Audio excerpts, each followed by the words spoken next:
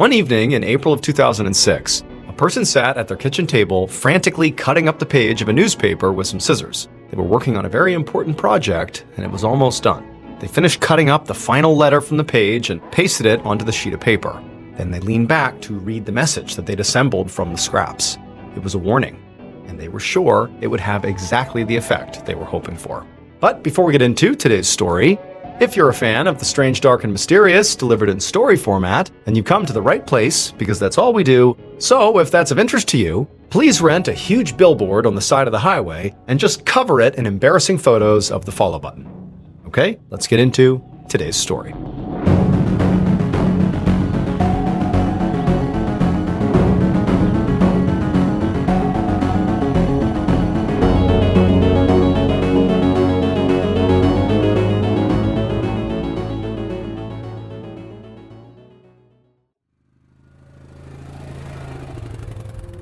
On Sunday afternoon, March 12, 2006, 39-year-old Michael Zimity Jr. drove his ATV across a frozen lake in Freedom, New Hampshire. And even though it was really cold and the air burned his cheeks and his lungs, Mike smiled as he drove. He really just loved it here. Most of the time, Mike lived 2 hours away in the town of Wakefield, Massachusetts. But he'd been coming to Freedom, New Hampshire for years because his parents had a vacation house here. And so this tiny lakeside community had always felt like a second home and a peaceful retreat. And Mike had recently bought his own vacation house in Freedom, just down the street from his parents. And the purchase had been a really big deal for him. He ran a cement contracting company called Allstate Concrete Pumping, and he'd worked really hard for many years to build up a nice life for his wife Michelle and their 3 kids. And in many ways, the purchase of the second house was proof that he'd done it. But his work with the concrete company had also created some issues in his marriage. Being in charge of a company meant a lot of responsibility and long hours. So Michelle and the kids were on their own quite a bit, which meant Michelle had to do most of the parenting and most of the household stuff. And she'd recently made it clear that Mike being gone all the time, despite how successful he was still really hard on her. Now, out on the lake, as Mike was kind of thinking about his whole life, Mike could see another ATV coming toward him. And as it got closer, he could see that the driver of the ATV was the other problem in his marriage, Sean Fitzpatrick. So Sean was one of their neighbors on the lake, and he'd been a close friend of the family for years. He was retired, and he lived in Freedom year-round, and when the Zimities were there, he'd come over for dinners or barbecues or to take their kids boating out on the lake. He was around so much that Mike's kids actually called him Uncle Sean. But last summer, Mike had found out that his wife Michelle had cheated on him with Sean. Mike had been obviously completely devastated, but he and Michelle had both agreed not to give up on their marriage and had been going to therapy together ever since. And in terms of Mike and Sean's relationship, well, Mike still hadn't actually spoken to Sean since finding out about the affair, because mostly he just hated confrontation. It had been easier for him to avoid Sean and focus on rebuilding his relationship with Michelle. So seeing Sean now made Mike want to just turn around and speed off in the other direction. But Mike could see that Sean was already waving him down, so he came to a stop and waited there as Sean pulled his ATV up. And Sean did not beat around the bush.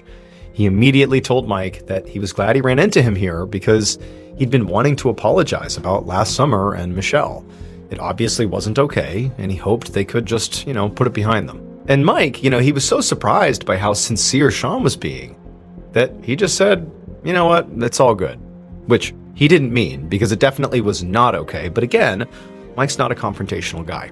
All Mike really wanted to do here was get out of this interaction and get away from Sean, because this made him really uncomfortable. And also, he genuinely did need to leave basically right now, because he and Michelle and the kids were getting ready to head back to Wakefield soon, and he wanted to go help Michelle pack up. And so pretty quickly, Mike told Sean that he really had to go here. And then before, Sean could protest, Mike turned his ATV around and he gunned it back across the lake towards his house. About 15 minutes later, Mike walked into his house, and the first thing he saw was a bunch of suitcases all packed and sitting by the door. And he realized that, Michelle had already done all the work. But seconds later, Michelle came in and gave Mike a kiss. And she said, the kids were just finishing up cleaning their rooms and they could all head out in a few minutes. And then Mike heard the sound of a car beeping twice outside. And when he and his wife heard that, Michelle kind of rolled her eyes and laughed, because they both knew it was clearly Mike's parents. His parents had also been in Freedom for this weekend at their house down the street.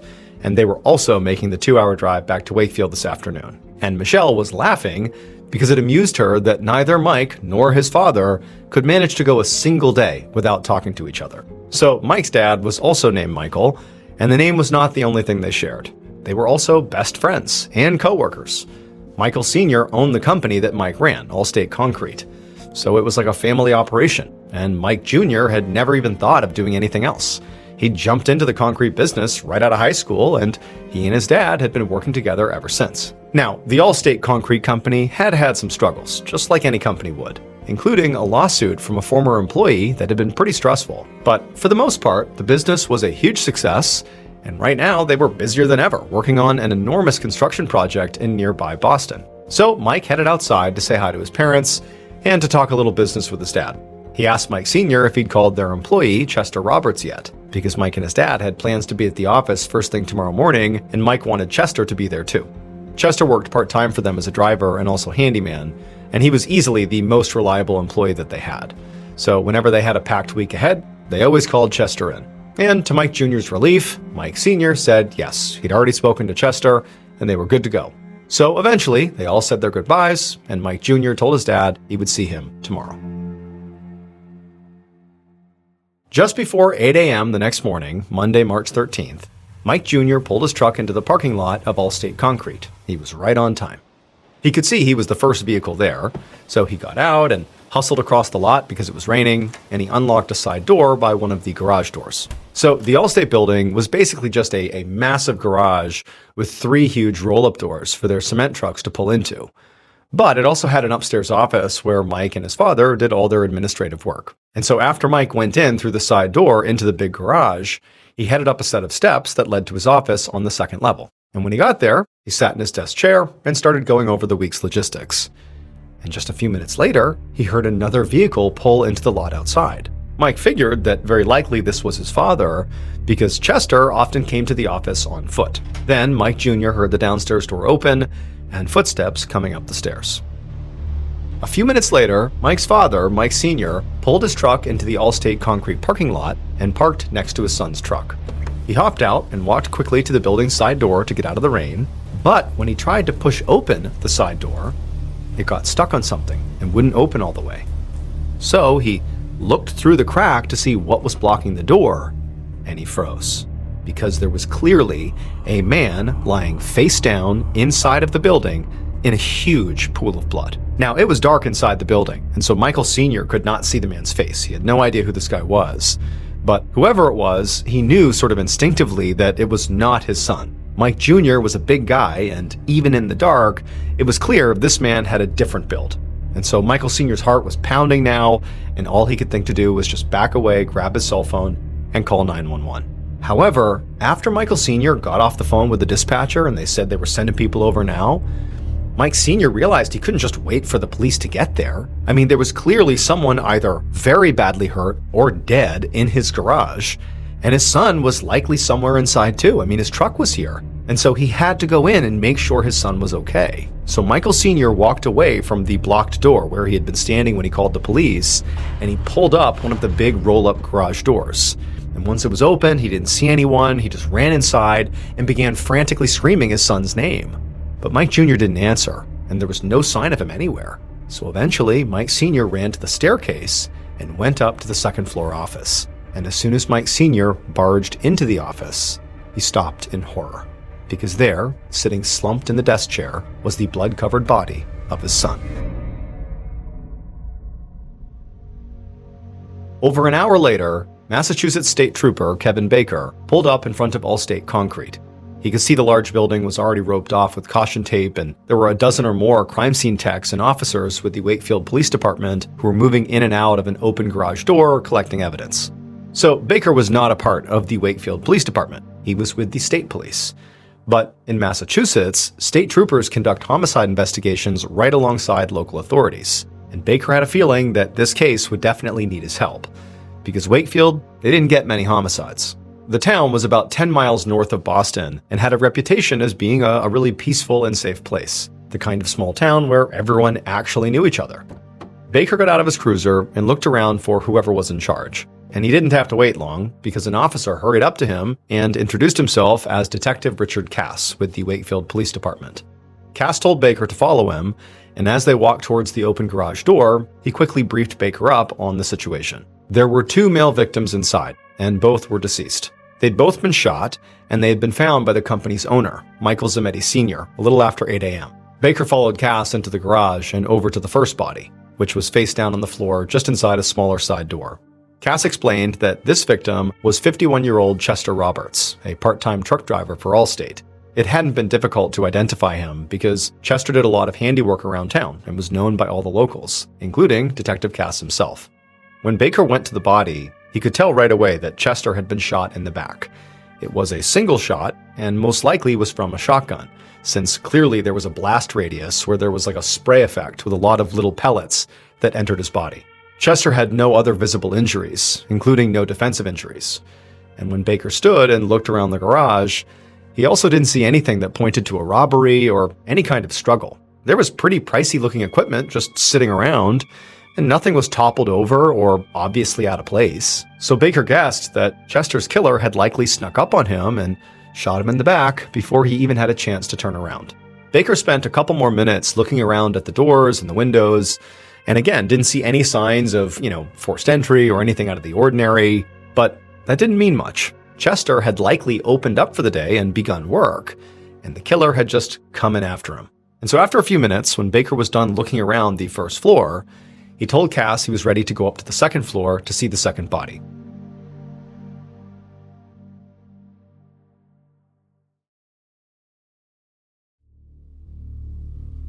Moments later, Cass led Baker into the second floor office, where the body of 39-year-old Mike Zimetti Jr. had been found. Detective Cass said sadly that, just like with Chester, he knew Mike personally as well. Mike Jr. had not just been shot in the torso the way Chester had been shot. He'd been shot in the face as well as in the chest. And the force of these shots had been so powerful that, like, his desk and surrounding paperwork were also all drenched in blood. And for the most part, Mike was basically unrecognizable. But what struck Baker the most was not just how gruesome this was. It was the fact that, Mike Jr. is still kind of slumped in his chair. He's in his office. Whoever did this, it's like they went in here to execute Mike, really intentionally. They marched in here, they didn't touch anything else, and they shot Mike right in the face with a shotgun before Mike could even get up. I mean, this seemed very intentional. Somebody came here to kill Mike. And so as Baker was thinking about that, he realized that this likely meant Mike Jr. was the one who actually got shot first, before Chester had even arrived at the building. Otherwise, Mike Jr. would have heard the gunshot downstairs, and he wouldn't have been so caught off guard sitting in his chair like this. And so again, if Mike was the first person shot, it just further suggested that he was the main target of this attack. The crime scene, of course was gruesome, but considering it was remarkably clean. I mean, there were no bloody footprints or any indication the killer had interacted with the scene. And the Zimettis did fit the mafia stereotype, an Italian-American family involved in construction. Baker told Cass what he was thinking, sort of as he was surveying the scene here. And Cass, as he heard this, he sort of had this thoughtful look come over his face. He said he knew the Zimettis pretty well, and Mike Jr. and his father were really good people. So he found it hard to believe they were involved in any kind of shady, mafia business deals. But he conceded that it was possible, especially since the Zimettis were contractors on a project called The Big Dig. And this made Baker immediately raise his eyebrows. So The Big Dig was literally the biggest construction project in the country and involved building a tunnel under the harbor in Boston. But it had been kind of like a total disaster, just a major headache for the city since it was way over budget and had been going on for 15 years and still wasn't done. This huge project had also been famously hampered by mafia dealings and corrupt payoffs. So now Baker had to wonder if the Zimettis had either been involved in these seedy deals or had maybe accidentally upset the wrong person while on the job. But even if the murders had nothing to do with the mob, Baker still thought it was very likely that the killer was somehow connected to their business. Somebody who maybe had worked at Allstate Concrete, or maybe who had been a client, and would know where Mike worked in the building, and that he'd be there early in the morning. And while the second victim, Chester, was probably not the primary target, Baker wasn't sure yet why he was also killed. He could have been killed because he was just at work at the wrong moment, or maybe he was wrapped up in the same conflict as the Zemedis. So for a moment, Baker just stood there staring at the scene, staring at the blood-soaked paperwork all over the desk. And then eventually he turned to Cass and said they would need a list of all of Allstate's employees and clients. Baker then spent some more time just kind of walking around the office looking for evidence, and he noticed a 16-gauge shotgun shell on the floor. So he grabbed a nearby tech and told her to bag it and see if she could locate any other shells. Baker and Cass then headed outside, where already a crowd of people were gathering outside around the outside of the police perimeter. Once they were outside, Trooper Baker asked Cass if they could start by speaking with the person who actually discovered the bodies, Michael Zemedi Sr. But Detective Cass shook his head and said no. He explained when he'd first gotten to the scene that Michael Sr. had been so distraught over his son's death that he could barely speak, so Cass had just sent him home. Another Wakefield police officer had done the same thing when Mike Jr.'s wife, Michelle Zemedi, showed up, totally hysterical, saying she had heard there was an accident, and they had told her that her husband was dead and taken her home too. Baker understood, but was not thrilled to hear this. He preferred to speak to witnesses and family really quickly and in person. In a murder, a spouse is always a suspect, so he was especially disappointed to have missed Michelle. But there was still plenty to do at the scene, and obviously the Wakefield police knew where the family could be found later. So Baker turned to Cass and suggested they just start canvassing the businesses nearby.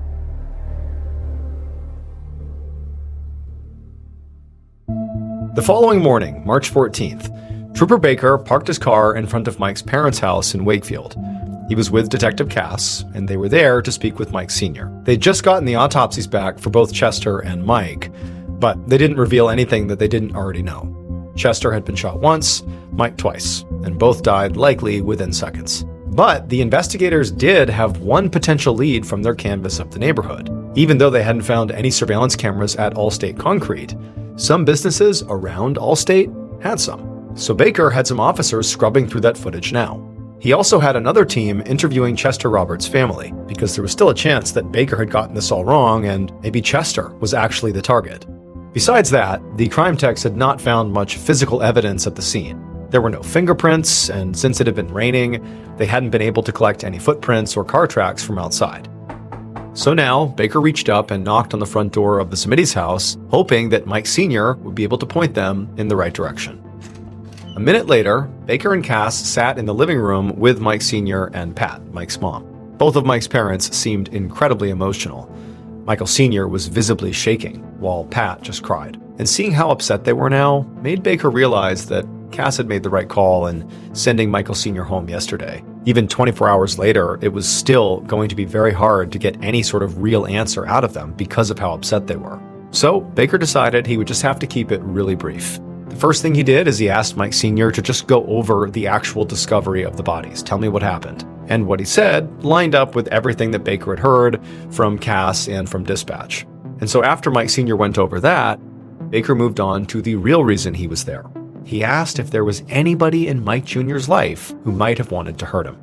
Mike Sr. took a few shaky breaths as he thought about the question, and then he said that, there were a few people in the industry that he and his son did not necessarily get along with, but mostly they tried to have good relationships with everyone. Getting in fights was just bad business. But as he was saying this, Mike Sr. suddenly sat up straighter, like he just thought of something. And he said, actually, there was a former coworker who did definitely have a grudge against them. His nephew, Hank Jennings. Hank got mad at them a few years ago about unpaid overtime wages and actually filed a lawsuit against them. Now, they'd eventually paid Hank a settlement, but they still all hated each other. Mike Sr. looked over at his wife, Pat, and she just nodded and said the whole thing had been really high stress and very volatile. Baker took down Hank's information and talked with Mike's parents for just a few more minutes, and then he nodded to Cass, and they stood to leave. Baker knew he still needed to speak more to the Zemedis, but for now, he was going to give them a break, and instead, he and Cass would look into Hank. 2 days later, Baker sat in Cass's office at the Wakefield Police Department, poring over crime scene photos and witness statements. He was starting to get antsy.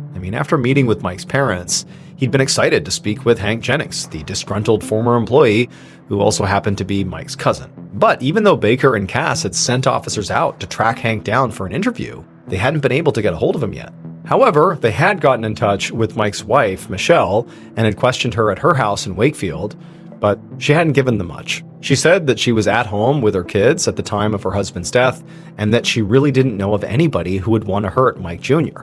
Also, Baker and Cass had looked into Allstate Concrete's financial statements, and they had found nothing that suggested there was anything shady or mafia-related happening with the company. Still, Baker knew they were better off than they had been a few days ago, primarily because they had had a chance to review a bunch of the surveillance footage from the businesses around Allstate, and one of those security cameras had been aimed at the street right outside Allstate. Now, this angle didn't show the Allstate parking lot itself, but it did show everyone who entered and exited that parking lot from the street.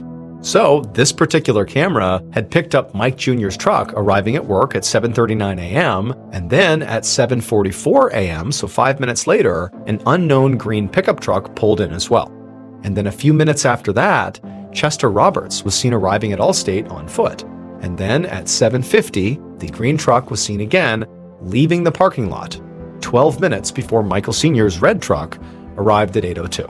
So, whoever the killer was, it looked like they had driven that green truck and had killed Mike and Chester between 7:44 a.m. and 7:50 a.m. The video wasn't clear enough to show the driver of this mysterious green truck or even see its plates, and it didn't actually show the driver of this vehicle, the killer, getting out of the vehicle and entering the building. But knowing the style and color of very likely the killer's vehicle would definitely help them narrow down potential suspects. Just then, the desk phone rang, and Baker watched as Cass grabbed it and said hello. And then Cass got a confused look on his face before he thanked the caller and said they'd be right over. He hung up and told Baker that was Michelle Zametti, and she'd called to say that she had new information to give them, something that she hadn't mentioned in her first interview, and that it was really important.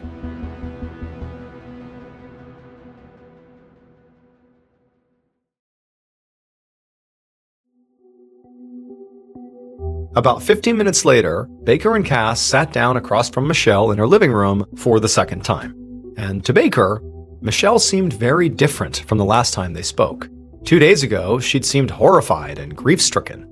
But now, she just seemed really nervous. She kept touching her hair and fiddling with a stack of condolence cards on the coffee table. Baker commented that there were a lot of cards, and Michelle just nodded. She said so many people had reached out and sent cards, all their friends and neighbors in Wakefield and in Freedom, New Hampshire, where their second home was. And then Michelle took a breath and just got straight to the reason that she had called them. She said that she had withheld information about one of her neighbors in Freedom. His name was Sean Fitzpatrick, and she'd had an affair with him. Baker cleared his throat in surprise and then asked her to go on. Michelle's eyes filled with tears as she explained how Mike Jr. worked so much, and she and the kids spent a lot of time at their lake house, and so that meant they spent a lot of time with Sean. And eventually this friendship between Michelle and Sean had grown into a romance. Baker couldn't believe he was hearing this. A secret love triangle gave both Sean and Michelle plenty of motivation to want Mike dead. But before he could ask any follow-up questions, Michelle said her husband actually knew all about her affair, and that they had been in therapy, and they'd begun to completely turn their marriage around. So finally, a month ago, she'd officially totally broken things off with Sean, and Sean had been really upset about it. Baker shared a look with Cass and could tell they were both thinking the same thing. Obviously, they needed to speak to Sean immediately. But also, Michelle was now back to being a primary suspect too. Maybe she had wanted her husband out of the picture so she could be with Sean, and maybe the only reason she was telling them this was to get ahead of it. However, they would need a lot more evidence before they could prove any of that. So for now, Baker just got Sean's number and address from Michelle and told her they would be in touch. Later that night, Baker and Cass were once again inside of Cass's office, but this time they were there with another officer who was there to give them a crucial update. After speaking with Michelle, Baker had sent a team of officers up to Freedom, New Hampshire to speak with Sean, the neighbor she had been having an affair with. And now, one of those officers was back in Wakefield to tell them what he had learned. And the first thing Baker wanted to know was not about their conversation. It was just, did you see a green truck in Sean's driveway? But the officer shook his head and said Sean did own a truck, but it was bright red. Then he went on to say that when they had spoken to Sean, he had completely denied having an affair with Michelle. Sean had admitted that he had dated a lot of girls, but he'd insisted that he and Michelle were just close family friends. Now, the officers who were there speaking to Sean just stood there and let Sean talk, never telling him that they already knew that Michelle fully admitted to them having an affair, and they knew Sean was lying here. Baker almost laughed when he heard this because he did not believe Sean at all. And if he was lying like he appeared to be, that made him seem pretty guilty. But before he could say so, the officer added one more thing. He said Sean actually had a solid alibi. He'd been at home on the morning of the murders, and one of his neighbors had actually confirmed it. This particular neighbor took her morning walk every day at 9 a.m., and she'd seen Sean outside his house right around then. Baker sighed. It took around 2 hours to drive between Freedom and Wakefield, so Sean would not have had enough time to kill Mike and Chester by 7:50 a.m. and then get to Freedom by 9. And so suddenly, Sean Fitzpatrick felt like another very promising dead end. On March 18th, so 5 days after the murders of Mike Zimetti and Chester Roberts, Detectives Baker and Cass stood at the back of a church in Wakefield, Massachusetts. They were there for Mike's funeral, and the church was absolutely packed. But the investigators were not just there to pay their respects. They were also there to speak to Hank Jennings, the cousin of Mike who had filed that lawsuit against the concrete company. Since by that point they still had not been able to officially get a hold of Hank, Cass had suggested that they just corner him at Mike's funeral, which he was very likely to attend because, despite his rift with the Zimettis, he was still family. And when the service wrapped up and everybody stood to leave, Baker felt a nudge on his arm. Cass leaned over and whispered that they'd been right, and he pointed out Hank right in the crowd. So, as the attendees started filing out of the church, the investigators pushed their way over to Hank and got in front of him just before he could step outside. Baker immediately noticed that Hank's whole body went tense when they blocked his way, like he wanted to try to make a run for it. So Baker just cut to the chase, and he said, "Hank, will you come with us and speak to us, please?" And Hank's eyes got really wide, and he just said, "No way, not without his lawyer." Then he pushed past the investigators and hurried outside. Baker and Cass didn't follow him. Instead, they just exchanged a look, because they knew now that Hank was obviously their primary suspect. 5 weeks after the funeral, in mid-April of 2006, State Trooper Kevin Baker sat in Detective Cass's office in the Wakefield Police Department. He was wearing gloves, and he was holding a piece of paper that looked like an old-fashioned ransom note. It was covered in letters that had been clearly cut out of a newspaper, and it spelled out a very alarming message. "Close business now, or more family will die." This message had been brought to them by Mike Jr.'s mother, Pat, who said they had received it in the mail that morning.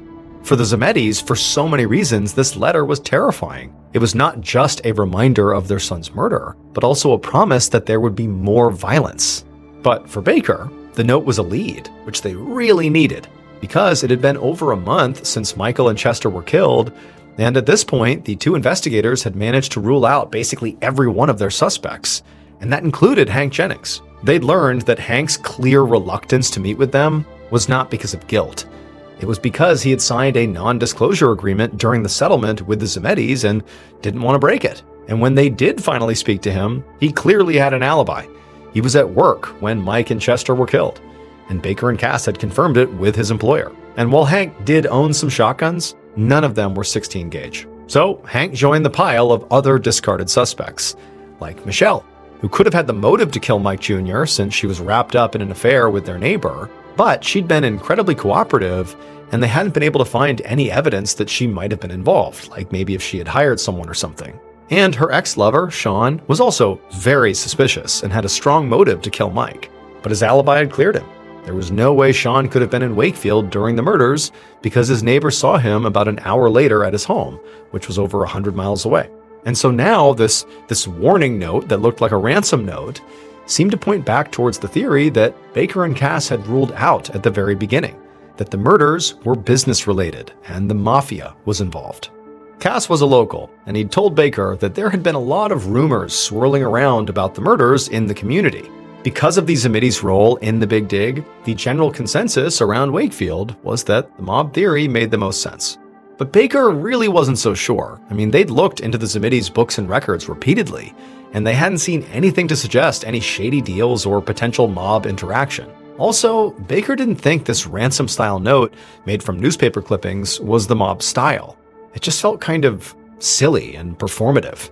Like maybe somebody was trying to make it seem like the mob to lead the investigation in the wrong direction. But even if that was the case, this note was still huge, because maybe whoever had sent it had left their fingerprints or DNA on it. So Baker bagged up the note, and Cass carried it off to send to the crime lab. Baker knew the results from the lab would not be immediate, so while they waited, he wanted to re-interview all their suspects and all their witnesses in case they'd overlooked anything. A few days later, Baker sat alone at Cass's desk, reading another witness statement. He'd been revitalized by all the new evidence they'd gathered and was feeling really optimistic about their ability to solve this thing. Aside from conducting new interviews, they had gotten some forensics from that ransom letter. The lab had found both DNA and a palm print on it. Now, they just needed a suspect to compare it to. And just then, the office door flung open and a very excited Cass barged in. An hour later, Baker and Cass walked up the front steps at Michelle Zamidi's house, and they knocked on her front door. When she answered, they asked her for permission to come inside and take a certain small object from her house. And after Michelle, who was sort of confused by what they were asking for, said, "Okay, come on in," they went right past her, went straight to this object, they bagged it, went right back outside, and sent it off to the crime lab. And as soon as the lab test results came back, Baker and Cass knew they had solved the case.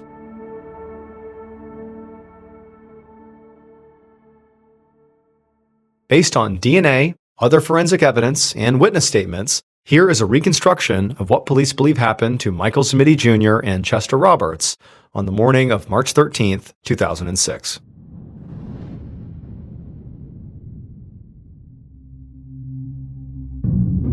At 7:45 a.m., the killer crept up the stairs that led to Mike's office. They had a shotgun with them, and their heart was racing. They were very nervous about what they were about to do. But Mike Jr., he had to go, and that was all there was to it.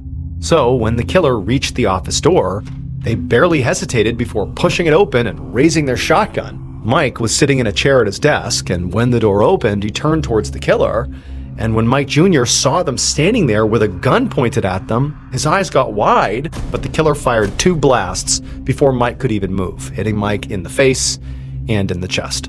Mike immediately slumped over in his seat and stopped moving, and the killer ran back down the stairs to the garage. But before they could leave, they froze, because they could hear footsteps approaching the building's side door from outside. And so the killer instinctively just hid, not really sure what they were going to do, waiting for this person to either come inside or leave. And then once this person did come inside, it was a man, it was Chester, the killer leapt out and shot him right in the back, and he dropped to the ground, dead. And after killing Chester, the killer felt shocked. I mean, they hadn't planned on killing a second person today. Mike was the target.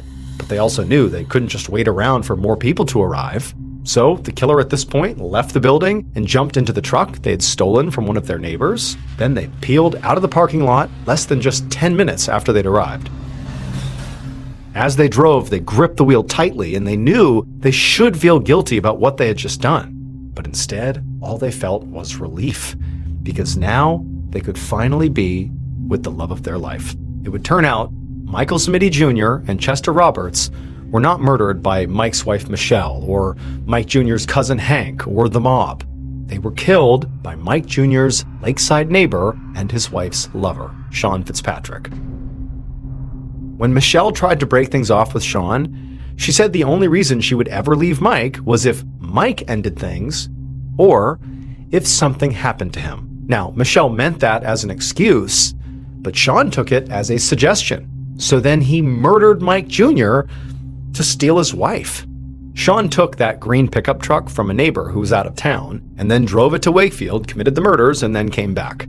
That neighbor, who said they saw Sean at his house in Freedom at around 9 a.m., that basically made it impossible for Sean, based on timing, to have gone, committed the murders, and came back. Well, that neighbor called to amend their statement, saying that actually they had seen Sean later in the day. And that change created enough time, enough of a window on the day of the murders, that it was absolutely possible that Sean could have driven, done the murders, and come back. And so once Sean's alibi fell apart, investigators remembered that stack of condolence cards at Michelle's house.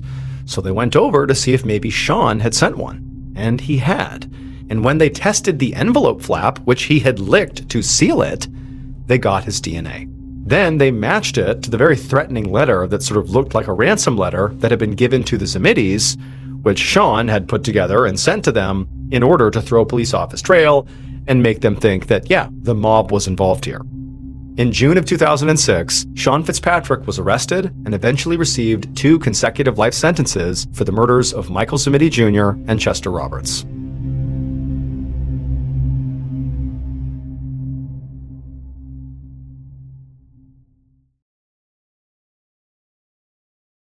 A quick note about our stories. They are all based on true events, but we sometimes use pseudonyms to protect the people involved, and some details are fictionalized for dramatic purposes.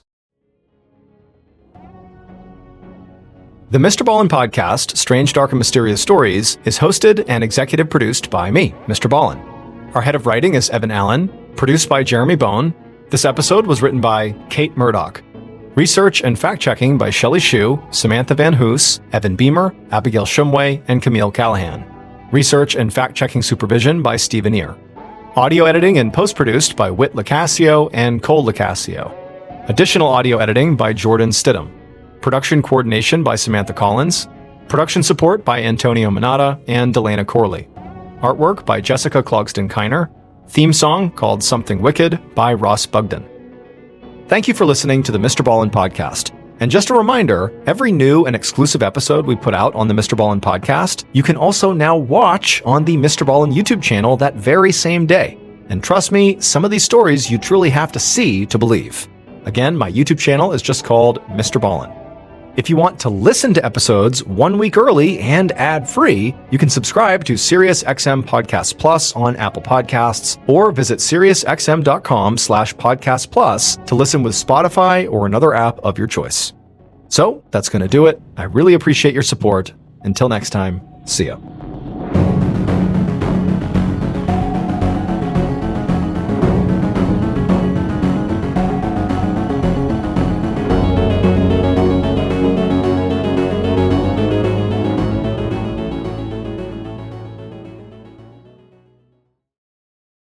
Today's podcast will feature 2 stories that show we may not be alone in this universe.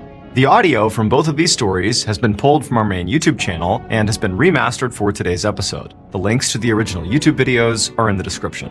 The first story you'll hear is called Flying Solo, and it's about an Australian pilot who vanishes over a strange area in a very bizarre series of events. And the second and final story you'll hear is called It Hovers, and it's about one of the most credible paranormal stories we've ever covered. But before we get into today's stories, if you're a fan of the strange, dark, and mysterious delivered in story format, then you've come to the right place because that's all we do, and we upload 4 times a week: Monday, Wednesday, Thursday, and Fridays. So if that's of interest to you, please replace the follow button stick deodorant with cream cheese. Okay, let's get into our first story called Flying Solo.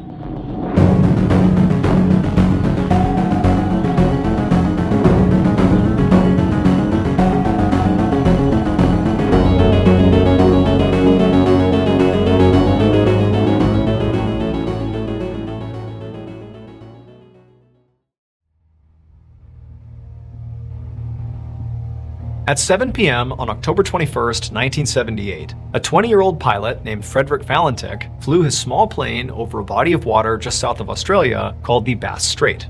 He'd just taken off from Melbourne, Australia, and his flight plan was to go 60 miles south to an island called King Island, and he was really excited about this flight. Not so much about where he was going, but because this represented the first time he'd actually be flying by himself at night.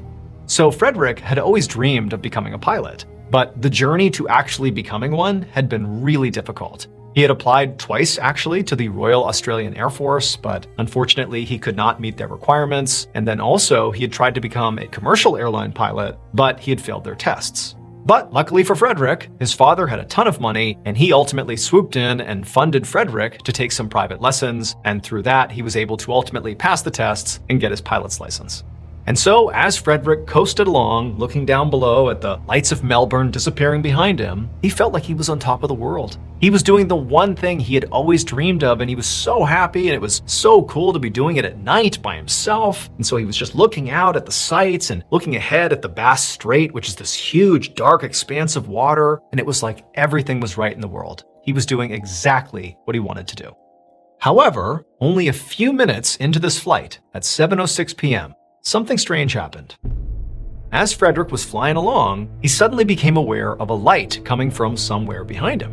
Remember, it's nighttime, so it's totally dark where he is, and he's flying over a body of water, so he's kind of like in this void of darkness. And so any lights are really going to illuminate the cockpit. And so he sees this light, he turns around, and maybe 3,000 or 4,000 feet behind him, he sees what looks like a plane. That is the source of the light. And right away, Frederick's thinking that is both surprising and also potentially very problematic, because he knew from his training that that was far too close to be to another plane. And so the only explanation was either that pilot was off course or Frederick was off course. And Frederick's thinking, if I'm off course here and I'm flying where I shouldn't be, I'm going to get in trouble with air traffic control and I might lose my pilot's license. Like the one thing I covet, I might lose it. And so initially, Frederick really didn't know what to do. He was sort of panicking and just kind of frozen, like, I don't even know what I'm supposed to do right now. And as this was happening, Frederick kept instinctively looking back at this light, trying to figure out what this plane was doing. And every time he would turn around over the course of just a few seconds, it was very obvious that this light, this other plane, was gaining on him.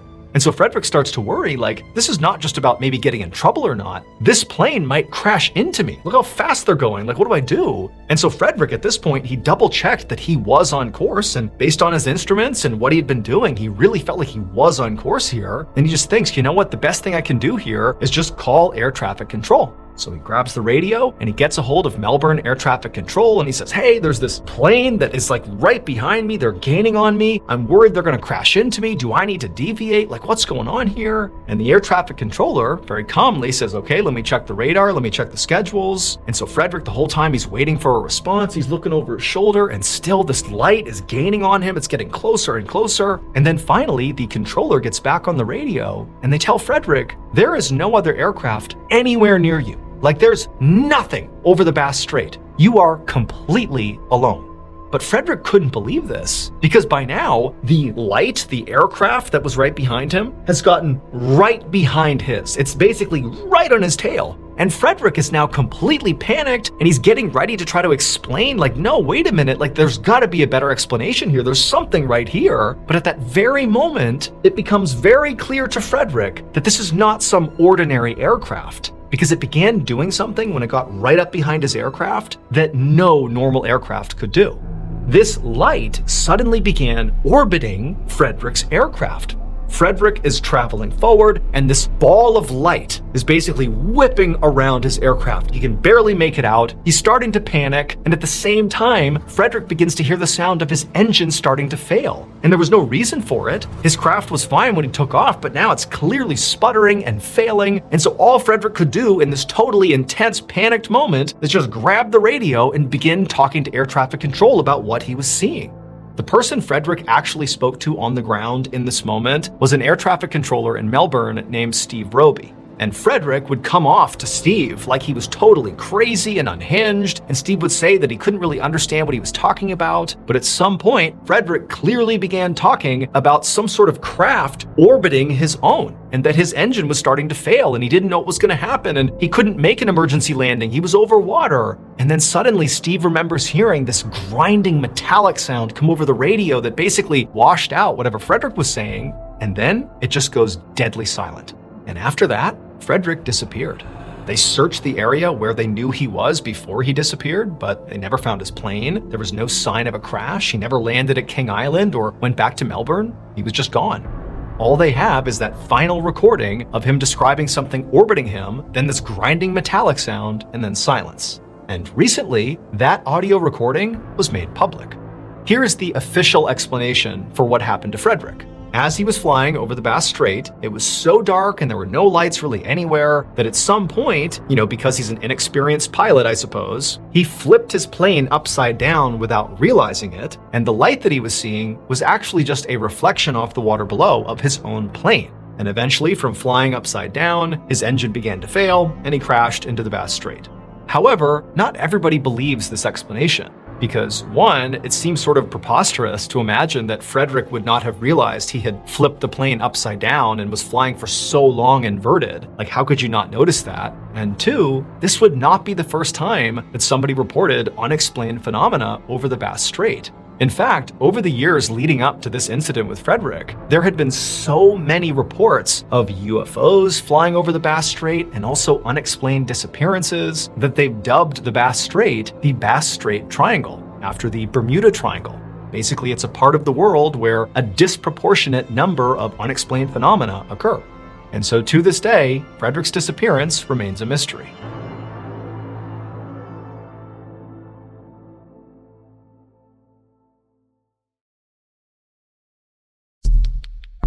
The next and final story of today's episode is called It Hovers.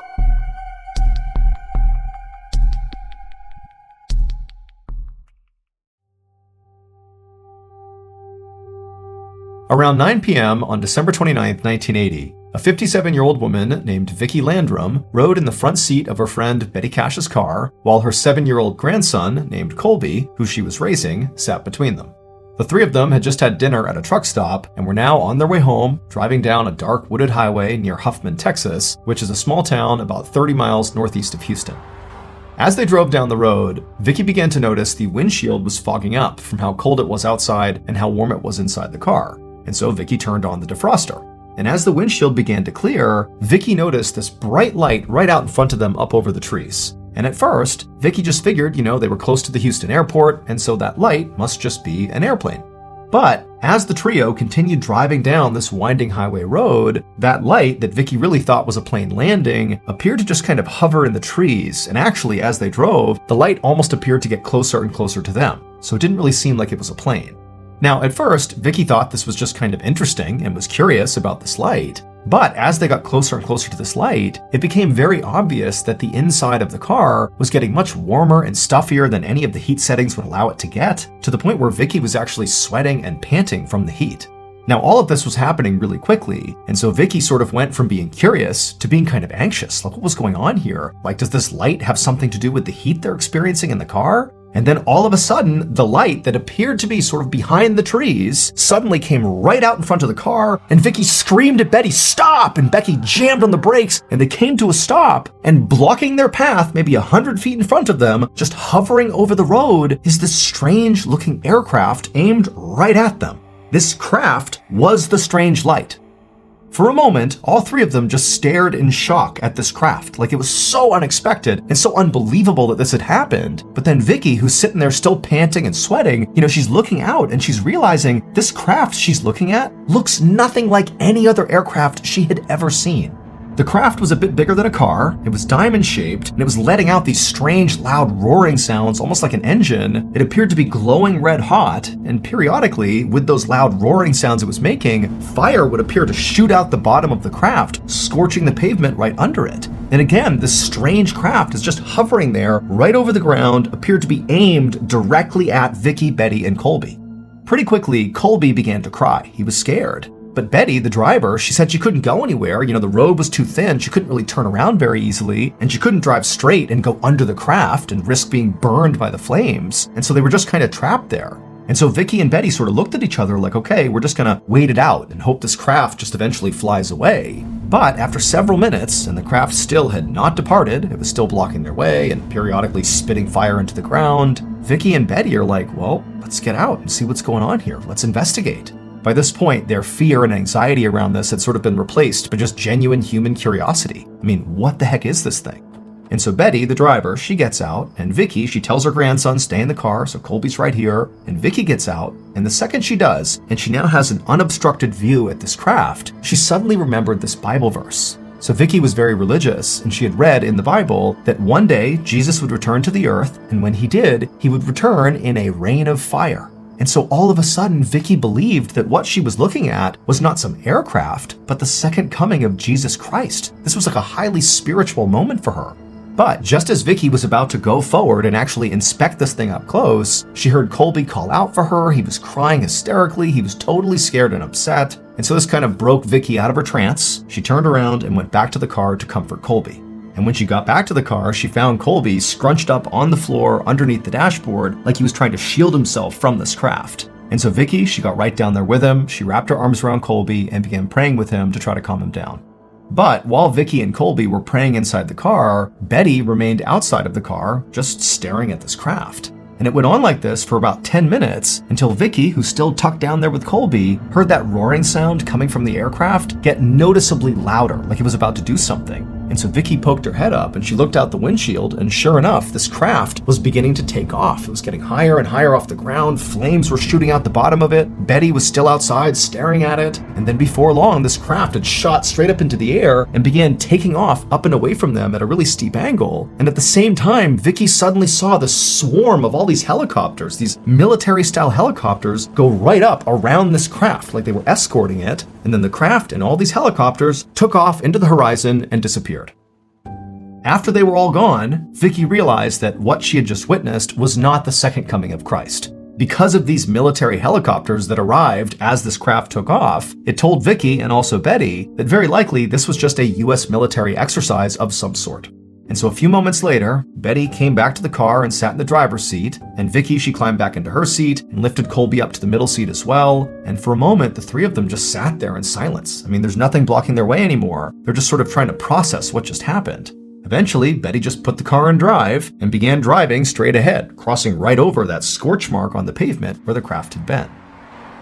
About 45 minutes later, Betty pulled up to Vicky's house and parked the car. Vicky and Colby, they got out, they said goodbye to Betty. They didn't really talk about what they had just seen, they just said goodnight, and then Vicky and Colby headed inside the house. And as much as both of them did have things to say about whatever it was they saw, they just continued not to talk about it. They both were just kind of eager to go to bed.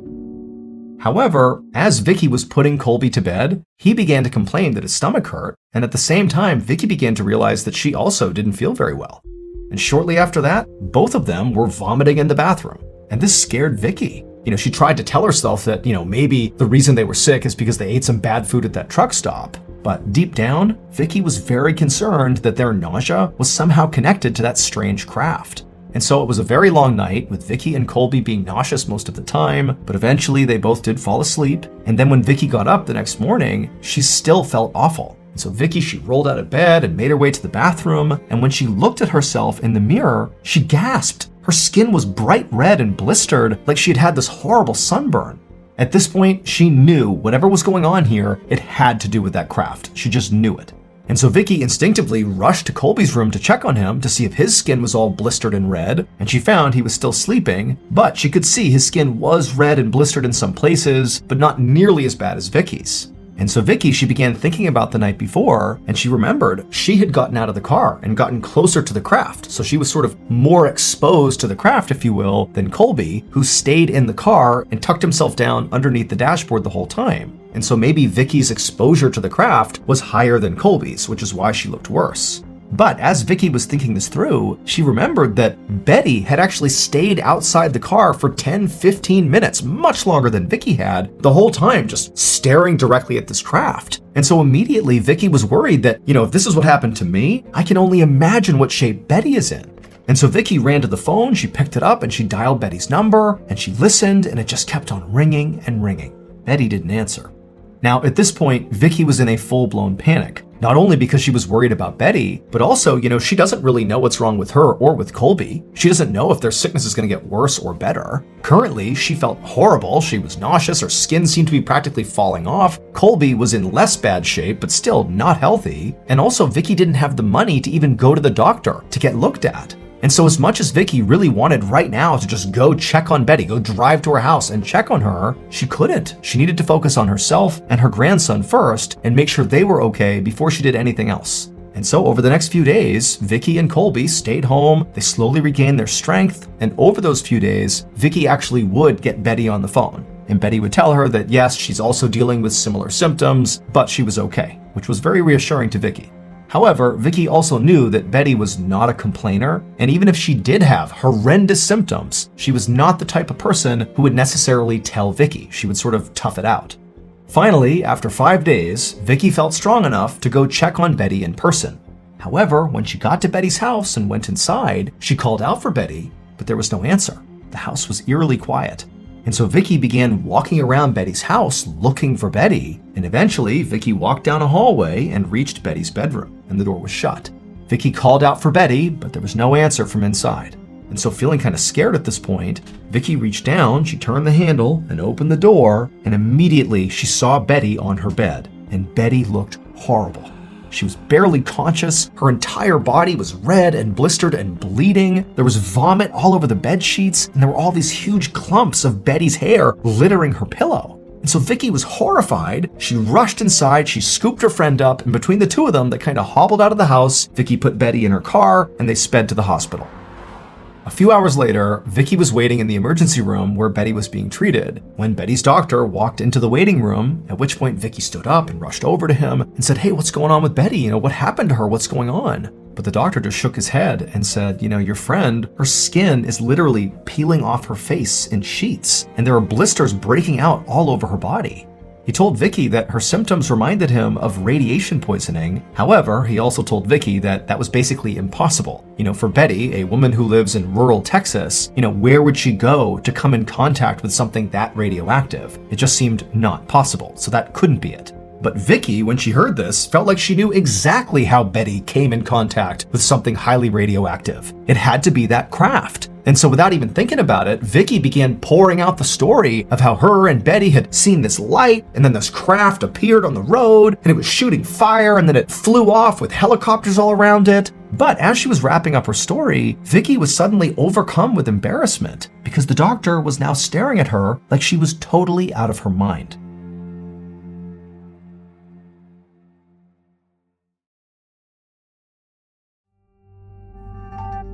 A month later, in early February of 1981, Vicky was at her kitchen table with the phone pressed to her ear. She was calling her local senator, who she had already written to try to tell him about the strange aircraft she had seen that made her friend sick. But Vicky did not have high hopes about this phone call, because she had already been ignored so many times by so many people when it came to this story. So by this point, Vicky and her grandson Colby had basically recovered from their nausea and their burns. However, Betty had not recovered. She was still cycling in and out of the hospital, she was in constant pain, she still had burns all over her, and in fact, because of all these symptoms, she had to move in with her brother.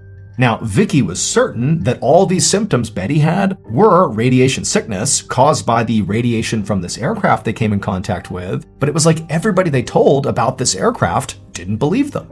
Just then, Vicky heard a woman's voice break through the hold music. It was the local senator's secretary. And so Vicky quickly explained why she was calling and why she really wanted to talk to the local senator, but the secretary just told Vicky that, yep, she'll pass this along to the senator and he'll be in touch. And then she hung up. And for Vicky, this was the moment she snapped. She felt like trying to navigate the proper channels to try to figure out what this aircraft was and what happened to Betty was not working because clearly nobody was taking her seriously. And so Vicky slammed the phone down and just sat there frustrated, having no idea what to do. But as she sat there, Vicky remembered there was actually one place she had not called yet, specifically because she didn't want to call this place. It was a UFO research center.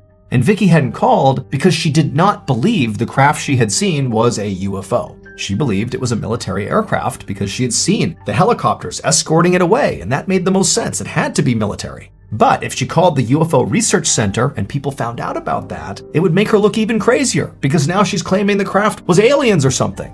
But now Vicky felt like she had run out of options. So she picked up the phone, grabbed the piece of paper with the number on it, and dialed. A couple days later, a scientist named John Schuessler drove down the winding wooded highway into Huffman, Texas. He was going to meet up with Vicky. John was an aerospace engineer for NASA. However, he also spent a lot of time investigating UFO sightings. Vicky's call to that UFO research center had created a lot of excitement in the UFO community, and the story had eventually found its way to John, who decided he would take on the case. Now, to be clear, John was not into researching UFO sightings in order to prove they really happened. Actually, it was sort of the opposite. He would look into reported UFO sightings in order to prove they were not UFOs. He would find a rational, scientific explanation that debunked the sighting. That's sort of what he did. And so with Vicky's case, that was his intention, to go to Huffman, Texas, talk to Vicky, and explain away with science and rationale what happened here. That this was not, aliens. This was something ordinary, like a government aircraft. And so John eventually got to Vicky's house and he went inside and he chatted with Vicky and she talked him through all the details of the story. And then eventually they both left Vicky's house, they hopped in their respective cars and headed out to go to the actual site where this had happened. And when they got there and John got out of the car, he didn't need Vicky to direct him to the specific site. because right in front of him was this really obvious black circle right in the middle of the road, as if the road itself had been melted and then re-solidified and actually looked different. And Vicky said that's where it was. That's where the craft was hovering. Those marks are from the craft. Now, this was great evidence that a craft really had been here, but John wanted more. He needed to figure out what kind of craft this really was. And so he told Vicky he was going to leave and go canvass the area for witnesses, and he told her he would keep her updated. So Vicky left, and John drove up the road until he reached some campsites and farmhouses. And John systematically went from door to door and tent to tent, asking anybody if they had seen or heard any aircraft or anything strange on the night of December 29th.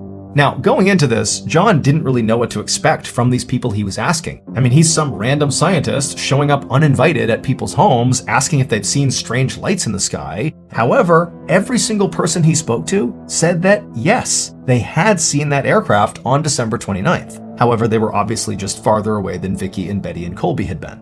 So now, John felt like he had enough information to speak directly with military officials. However, when he contacted all the military bases in the area, all those officials he spoke to told him absolutely that on December 29th, there were 0 military operations happening. John found this very frustrating because to him, it seemed very clear that these officials were just lying to him. But what they were lying about and why was unclear.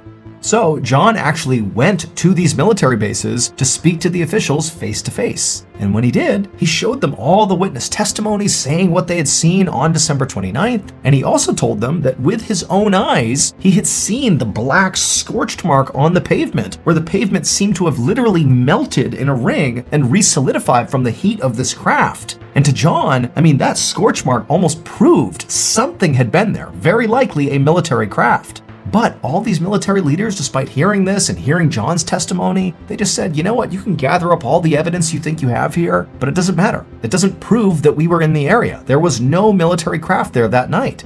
And so the bottom line was, the military was adamant they were not involved. And so the case really began to stall.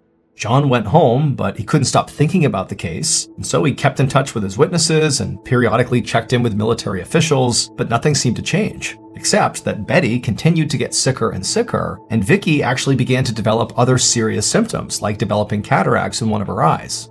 And then John got a frantic call from one of his witnesses. They told him they had just seen something truly incredible. And as John listened to the story, he felt his heart sink, because now he knew the military had been lying to him about being out there on December 29th. Clearly they had been, and very likely it was their aircraft that had made Betty, Vicky, and Colby so sick. But now, John also knew that any hope he had of proving this was now literally gone, because the witness told him that black government vehicles had rolled up to the incident site out on that road, and they'd come along with construction vehicles, and for no clear traffic-related reason, they had cut up one particular stretch of that road, taken it with them, and left. And that particular stretch of road that was removed just happened to be the exact spot where that scorch mark had been left by the craft. It was like they were taking the evidence and getting rid of it. Now, John himself was not able to literally go back to the road and see for himself where the pavement had been cut. However, not long after John learned this information, a group of UFO scientists descended on the road to find this scorch mark, or to prove it had been cut out and taken away like the witness had said. And sure enough, when they got out there, they didn't find the scorch mark. Instead, they found nice, fresh, brand new pavement. The strange event that Vicky, Betty, and Colby experienced on the night of December 29, 1980, is widely considered to be one of the most famous and credible UFO sightings of all time.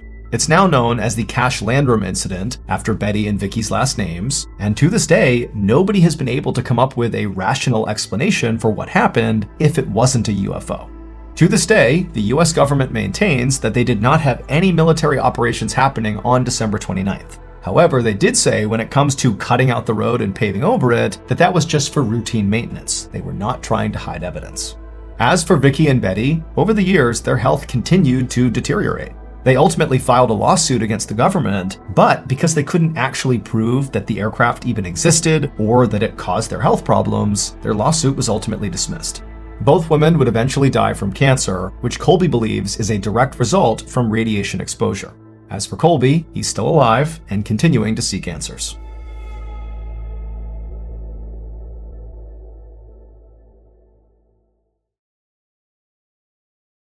A quick note about our stories. They are all based on true events, but we sometimes use pseudonyms to protect the people involved, and some details are fictionalized for dramatic purposes. The Mr. Ballen Podcast, Strange, Dark, and Mysterious Stories, is hosted and executive produced by me, Mr. Ballen. Our head of writing is Evan Allen, produced by Jeremy Bone and Cole Lacasio, research and fact-checking by Shelley Shue, Samantha Van Hoos, Evan Beamer, Abigail Shumway, Camille Callahan, Alex Paul, Ben Fasciano. Research and fact-checking supervision by Stephen Ear. Audio editing and post-produced by Whit Lacasio and Jordan Stidham. Production support by Antonio Manata and Delana Corley. Artwork by Jessica Clogston-Kiner. Theme song, Something Wicked, by Ross Bugden. Thank you for listening to the Mr. Ballen Podcast. And just a reminder, every new and exclusive episode we put out on the Mr. Ballen Podcast, you can also now watch on the Mr. Ballen YouTube channel that very same day. And trust me, some of these stories you truly have to see to believe.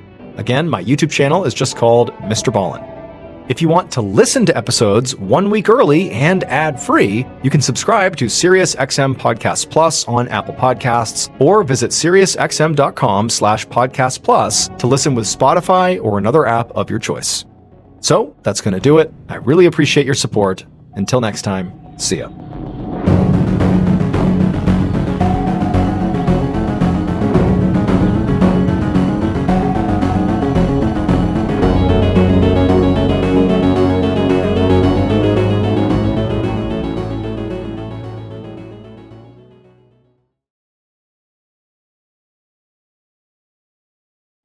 In today's episode, I'm going to tell you 2 stories. In the first story, it's ultimately about this person who is so set on making a change in their lives that they take drastic measures to affect that change, with some very unfortunate consequences. The second story is about this town in California where there was this perceived threat, and it was sort of normalized and people were not that worried about it until it totally spiraled out of control. But before we get into today's stories, if you're a fan of the strange, dark, and mysterious delivered in story format, then you've come to the right place because that's all we do, and we upload 2, 3, even 4 times every week. So if that's of interest to you, please sneak into the follow button's house and write on their bathroom mirror, "I'm watching you" in red lipstick. Okay, let's get into our first story, which is called The Tip-Off.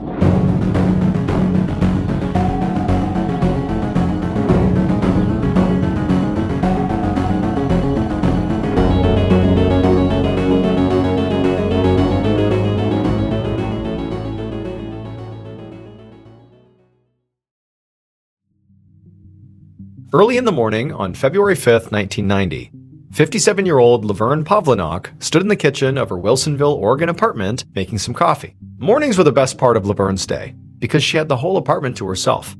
Now, she lived with her boyfriend, John Sosnovsky, but he worked at a nearby mill and had to be out early in order to catch the bus there.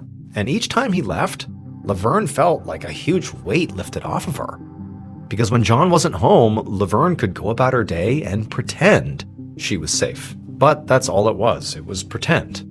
John, in reality, was an incredibly violent man. I mean, he was seriously physically abusive, especially when he was drunk, which was basically all the time. So Laverne had actually been married, but her husband had died of cancer, and she had ultimately met John following her husband's death. And so when they met, Laverne was very vulnerable and lonely, and she really hadn't realized the kind of person John was until it was too late. It had been 10 years now, and Laverne still had not, built up the courage to leave him. I mean, the reality was she was just scared of how he would react, and so she sort of felt trapped.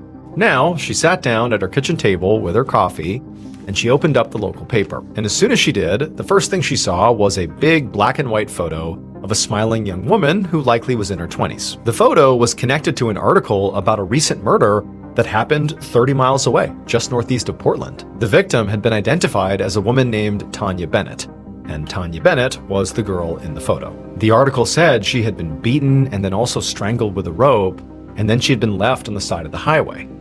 And when Laverne read about the area she actually had been, dumped, she realized it actually was only about 1.5 miles down from this famous scenic overlook that Laverne had actually been to before. Like, she was familiar with this area. And so Laverne, she's reading the article and she's looking at this picture back and forth, and it was like, something was sort of forming in her mind. She just had like this weird sense that she knew something about this case. And then as she stared at this photo for a little bit longer, it's like it all came together.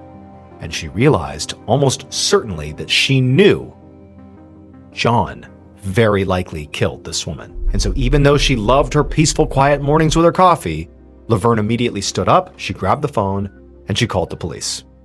After she hung up with police, Laverne was very shaken up. I mean, her heart was still racing. I mean, this was a very risky thing she was doing because she had no way of knowing if what she had just given authorities was enough to arrest John.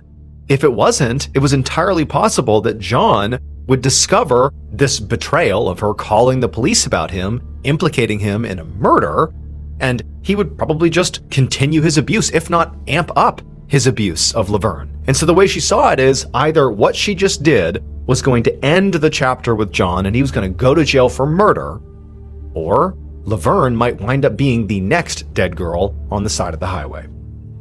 A little over a week later, on the morning of February 16th, Detective John Ingram sat with his partner in a very clean living room in Wilsonville, Oregon. Ingram was the lead investigator on Tanya Bennett's murder case, and he was there to speak to Laverne, who was sitting on the opposite couch. And Laverne seemed really nervous and kept fidgeting constantly and offering Ingram and his partner refreshments. It was just very clear that there was a lot on this woman's mind. So Ingram knew that Laverne had a week earlier called in a tip about the victim's killer. She thought it was her own boyfriend, John Sosnowski. And right now, Ingram was very eager to hear what she had to say about her boyfriend, to basically elaborate and sort of give the full story of why she believed what she believed, in part because Ingram's case so far had absolutely no other leads. Like, this was it.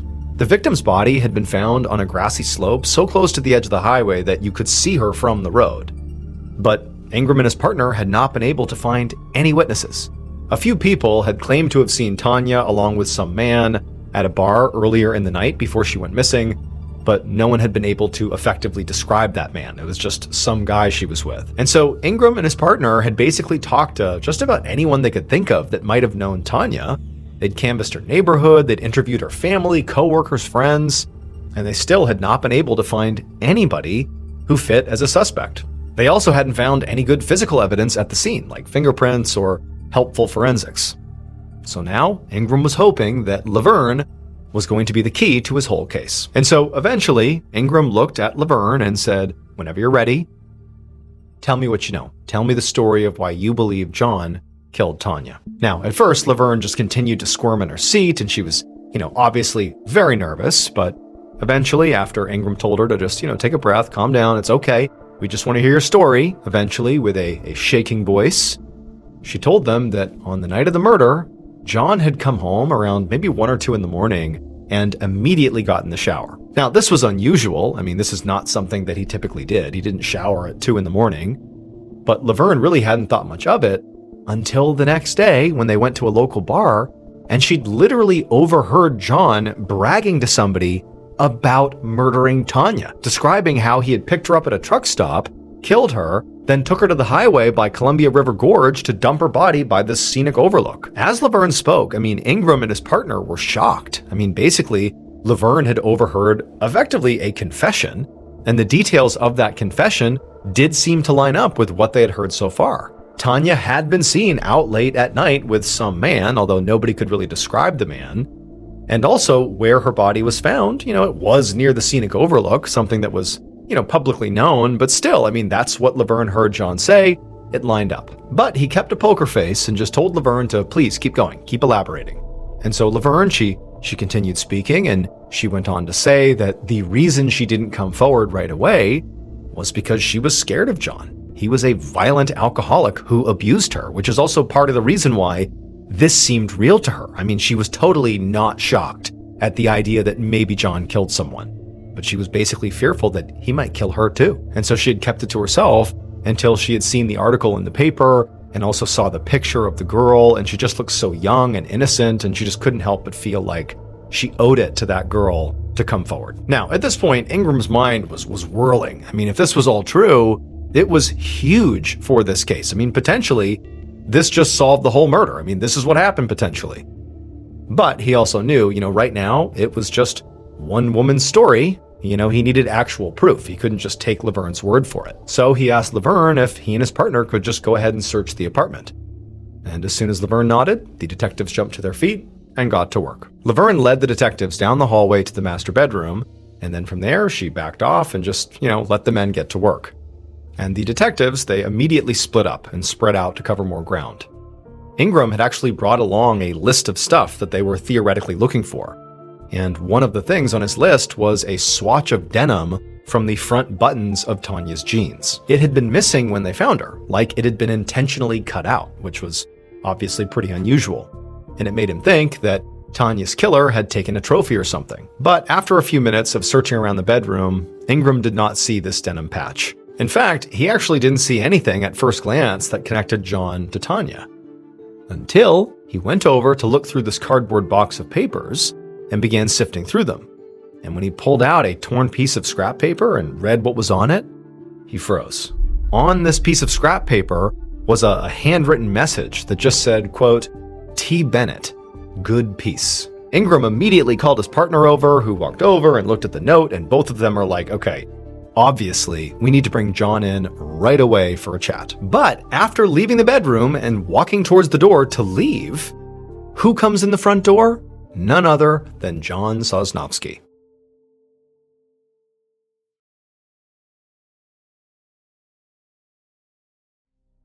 About an hour later, Ingram sat at an interrogation table in the sheriff's office, staring across it at John. And John had a very confused look on his face, but otherwise seemed relatively calm. Back at the apartment, when John had walked in the door and sort of saw the detectives and didn't know what was going on, Ingram had told him who he was and why he was there. And John had really just seemed surprised, but had quickly agreed to go with them to the station if they wanted to speak to him. But Ingram knew from experience that, just because John was acting very cooperative did not mean he was innocent. Now, Ingram slid a picture of Tanya across the table and asked John if he knew who she was or had anything to do with her murder. And John didn't deny it or act horrified or offended to be asked. He just said he didn't really remember. And when Ingram showed him the note they found in his bedroom that said T. Bennett, good piece on it, John just sort of squinted at it and said he really wasn't sure if he wrote that or not. So these were all very straightforward questions, and it was highly suspicious to Ingram that John apparently just couldn't answer them, at least not cleanly. And really the rest of his interview went the same way, with John giving mostly just vague non-answers to everything Ingram asked, no matter how binary the question was supposed to be. And Ingram was just sort of struck by how nonchalant John seemed whenever he responded, even though, he was being questioned about his connection to a murder. This was not a time to be nonchalant. This was a time to be forthcoming. However, despite Ingram's very high suspicion of John, realistically, the only evidence he had on John, at least at this point, was all circumstantial, and so was not nearly enough to actually arrest John. What they needed in order to do that was some form of hard evidence that directly connected him to Tanya's murder. So ultimately, at the end of this interview, despite how weird the whole thing had been, Ingram just sighed and told John that for now, he could go. 4 days later, Ingram had just gotten to his office for the morning when his desk phone rang. He picked up and was surprised to hear Laverne's voice on the other end. But before he could ask her what this was about, Laverne told him she had found something in her car that morning and felt like he needed to see it. And when she told him what this thing was, Ingram said he would be right over. Then he immediately hung up and ran to find his partner. As he drove to Laverne's, he found his heart was racing. Over the last few days, they hadn't found any additional evidence to prove John was their killer. In fact, if anything, they had actually lost some evidence, since that note they found inside of John's things in his house ended up being a dead end, because their analysts couldn't actually match the handwriting to John, so they didn't know for sure if it was him. But now, based on what Laverne had just told him on the phone about what she found in her car, he was pretty much positive that this was the break he needed.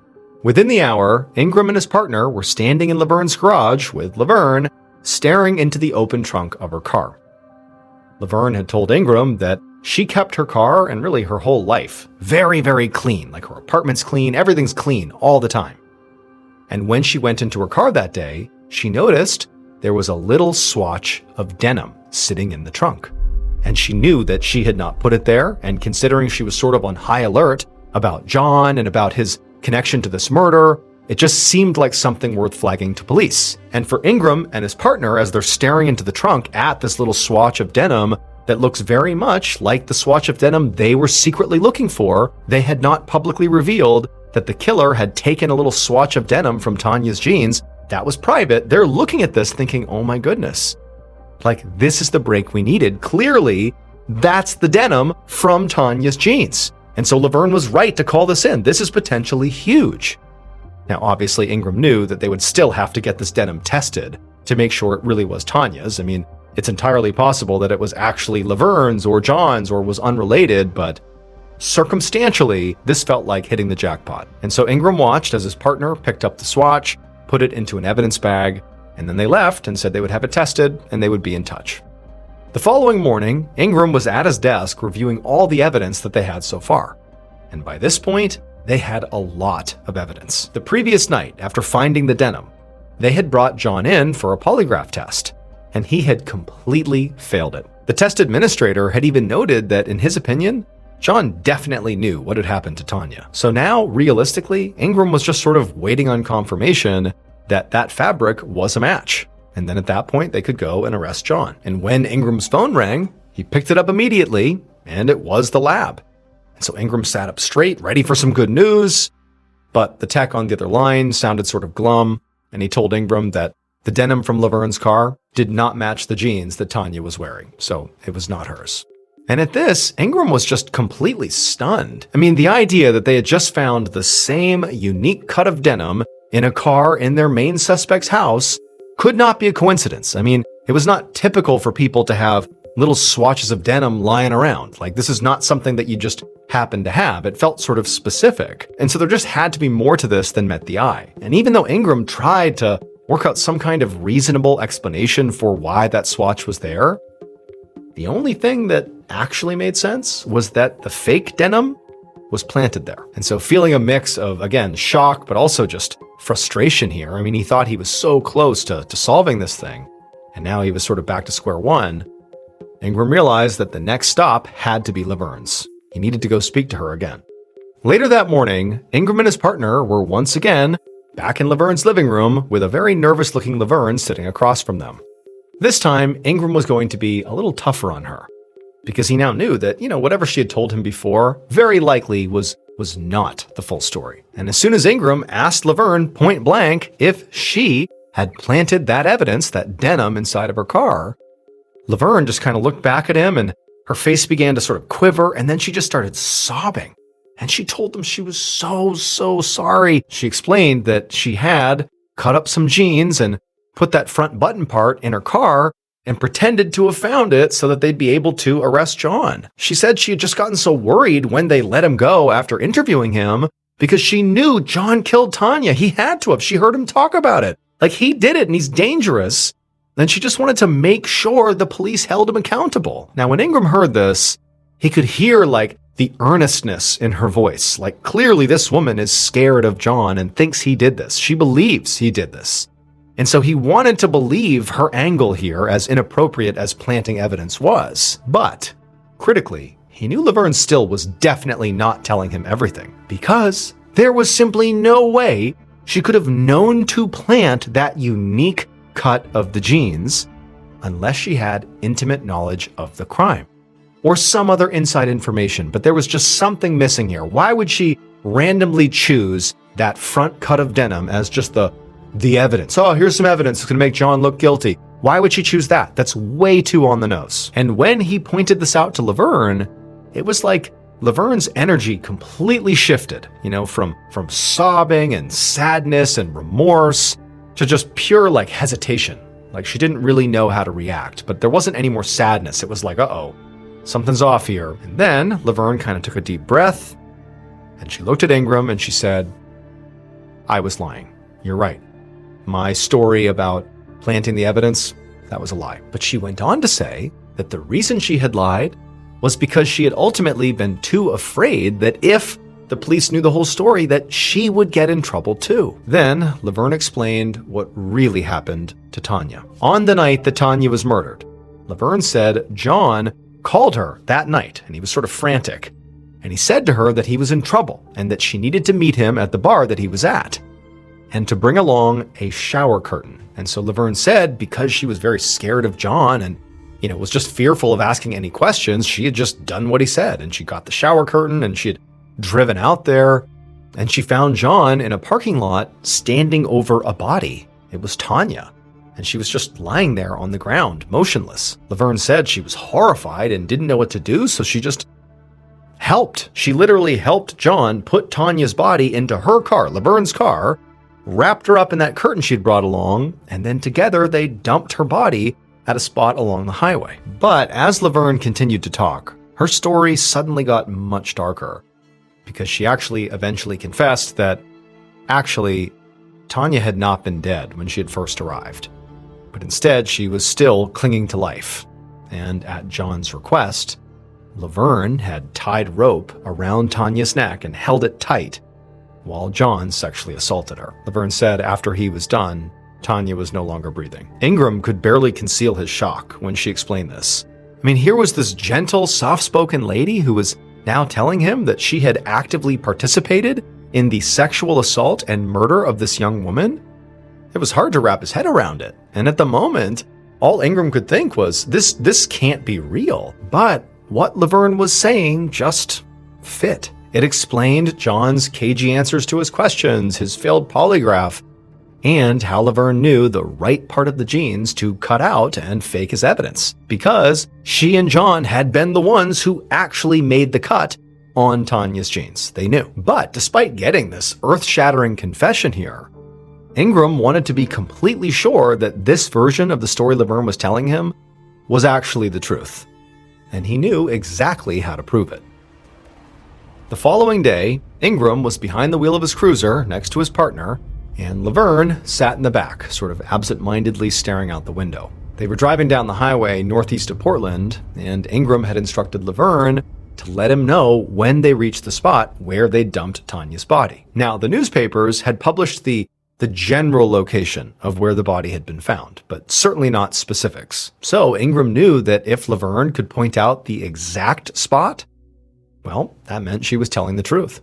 As they began to get closer and closer to the spot Ingram knew was the spot, he sort of felt his heart rate pick up, but he didn't drive any faster or slower. He didn't signal that it was coming up. He just kept on driving, steady, going straight, sort of expecting Laverne to call it out any moment. But the cruiser drove right past the actual spot where the body had been found, and Laverne didn't say anything. For a few minutes, they just kept on driving down the road in total silence, and Ingram's feeling really disappointed here. And as they're driving along, suddenly Laverne says, "Hey, wait a minute, turn around." So Ingram did, and soon they were headed back the way they'd come.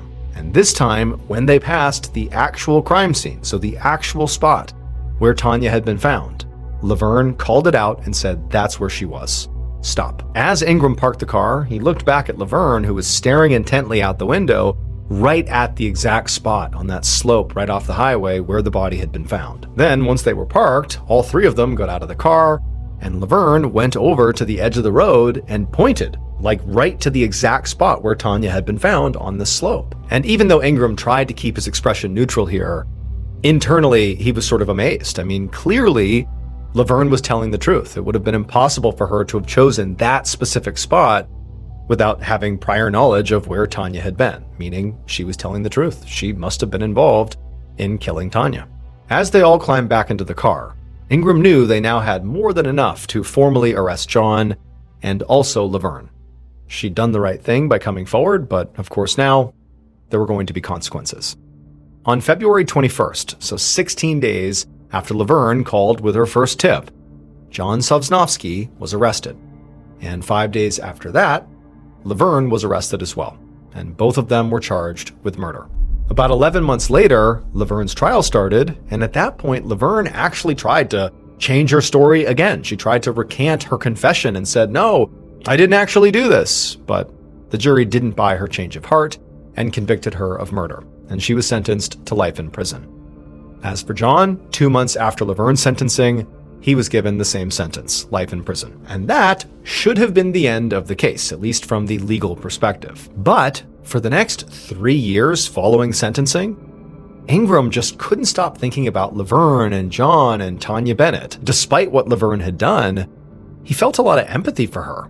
She'd obviously been under John's control and had seemed genuinely terrified of him. But more than that, Ingram had this horrible, nagging feeling that they'd gotten something wrong here. Then, one March afternoon in 1994, Ingram was in his office at the sheriff's department going over some paperwork when his desk phone rang. When he picked it up, it was the prosecutor who'd worked Tanya's case. And the prosecutor said they'd just gotten a very strange letter about Tanya's murder. And as soon as the prosecutor described the letter's contents, Ingram felt sick to his stomach. Ingram had been right to worry that he and his partner and really the whole legal system had potentially just gotten something wrong with this case. It just felt like there was something left unsaid. There was some loophole, there was some loose end something, but he didn't know what it was. It would turn out the thing that was wrong was Laverne, because their star witness, Laverne, was not just this sweet older lady afraid of her abusive boyfriend who had come forward and told the truth despite the consequences. That wasn't really the story. In fact, basically everything she told Ingram and his partner was a lie. What was true, and what ultimately drove Laverne to do what she did, was she really wanted to break up with John, but she didn't know how to do it. And so what she ultimately did to attempt to rid herself of John was to frame him for murder. And at first, she did an incredible job. She read everything she could, little details about the murder in the news. She also snuck a peek at Ingram's list of evidence during that early interview that was done at her apartment. And so that's how she knew about, that swatch of denim they were looking for. And she also just happened to take a few really lucky guesses. Like when she pointed out the spot on the side of the highway where the body was found, she just guessed, but it happened to be right. However, the problem was, despite, basically nailing the framing of John and getting him wrapped up with a murder conviction, she also sort of inadvertently implicated herself. When she came out and said, well, I participated in the murder, her thinking was, they'll take pity on me and they'll blame John, he'll go to jail and I'll be okay. But no, she also got convicted of murder and went to jail as well. And Laverne and John were literally in prison, basically riding out their life sentences, when the actual killer, the real Tanya Bennett killer, sent a letter to authorities confessing to his crime. That was why that prosecutor called Ingram. It was to tell him, I think there's been a mistake. They clearly didn't do it. After the real killer was arrested in 1995, Laverne and John were both released from prison. In total, they both served 4 years in jail, all because of Laverne's lies.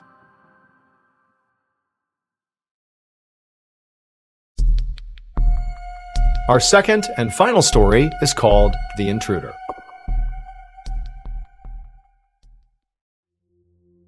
One morning in early November of 2023, a 71-year-old woman named Patrice Miller stood in front of her fridge in her little home in the rural town of Downeyville, California. And she saw she was running low on food, which meant it was time to place an order with the market in town, which delivered her groceries for her. Getting her food delivered was essential for Patrice and where she was at in her life right now. She lived alone and had a whole house to take care of, which was definitely getting harder the older she got. She'd also had some health problems lately, so it was getting more difficult just to move around. She even had a walking stick just to prop herself up. As Patrice stood in front of her fridge, wondering what she was going to add to her grocery list, she heard one of her 2 cats meowing outside. And this reminded her that amongst some other chores, she needed to feed her cats. So she decided to make her list later, and she just closed the fridge door, put some cat food in a bowl, and then grabbed her walking stick and headed outside. Patrice carried the cat food out onto the porch. She had some other things to do outside, but she couldn't hold a lot of things at once because of her walking stick. So once she had put the bowl down, she then headed back inside to get her compost, and then took that back outside to her garden. And she tried to do all these outdoor chores really quickly because she didn't like being outside these days. She had lived in Downeyville for a long time, but over the past few years, it had gotten really dangerous there. Now, she hadn't realized how bad it was at first because she mostly kept to herself, but eventually she learned that her neighbors were starting to get intruders on their property. There had also been a clear uptick in vandalism in people's yards and to their homes. And in fact, over the past few months, Patrice herself had begun to experience this directly. In fact, she had dealt with so many attempted break-ins at her own house that she had become convinced that she had a stalker. She'd even put bars on her windows as a security measure. So that's why Patrice did not like being outside. She felt exposed, like her stalker or whoever it was that was doing this was going to be watching her and would come over here and attack. And so as fast as she could, she dumped the compost in her garden, turned around, hustled inside, and shut the door behind her. And as soon as she had done that and was safely inside her house, she felt hugely relieved.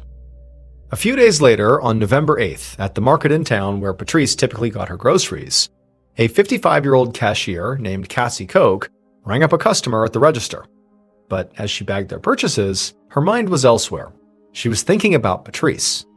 Cassie was typically the person that delivered Patrice's grocery order, but over the years, they had become closer than just a customer-provider relationship. They were friends. In fact, these days, the two of them would speak on the phone fairly often, just to chat. But now, Cassie realized she hadn't heard from Patrice in days, which was very odd, both because of their friendship, but also because she knew it had been a while since Patrice made her grocery order. And so Cassie had begun asking around at the store and had found out that nobody else had heard from Patrice either. Now, Cassie knew it was possible that Patrice was just busy, and for pretty much anybody else, one missed order or even a couple missed orders wouldn't be enough to make Cassie worry. But in this case, Cassie was extra concerned because she knew about Patrice's stalker, and she knew that Patrice had even called the authorities about it, but they really hadn't been much help. Remember, this is a tiny rural town in California that had experienced a lot of exactly what Patrice was experiencing: break-ins, harassment, and other kinds of vandalism or damage. However, neither Patrice nor anybody else had reported any actual violence. So authorities were basically overwhelmed with a flood of what they considered sort of relatively minor complaints. And Patrice's situation really didn't seem much worse than anybody else's in town. And also officials just didn't have the manpower to deal with it. And so ultimately, all authorities did was just advise Patrice on ways she could handle it herself, which was why she'd installed those bars on her windows. All this is to say, Cassie knew that Patrice was genuinely terrified of her stalker, who Patrice referred to as Big Bastard. And she was worried about what the stalker might do next. So after Cassie was done with her shift that day, she tried to get in touch with Patrice one more time. But when she couldn't reach her yet again, Cassie called the police and asked them to go do a wellness check. That evening, a deputy from the Sierra County Sheriff's Department drove up to Patrice's house and parked in front. And immediately, he could tell something was wrong. The front door of her house was clearly smashed in, and there was a garden hose that was laying across her porch steps and was spraying water everywhere, like the water had just been left on. And so the deputy got out of his cruiser and he walked over to the house and he found the turnoff for the water on the side of the house.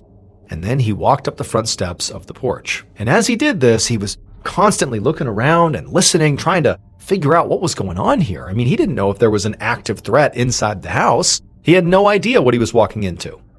And so he's on the porch, and before going in through the front door, which was obviously, smashed open, he looked in a window to see if he could see into the house to gauge what was going on here. And when he looked inside the house, the first thing he saw was blood all over the floor. And at that point, he unholstered his gun. And so now, with his gun raised, the deputy stepped into the house.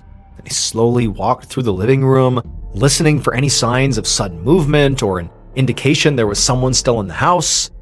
But he didn't hear anything. And so there didn't appear to be an intruder present right now. But there was also no sign of Patrice.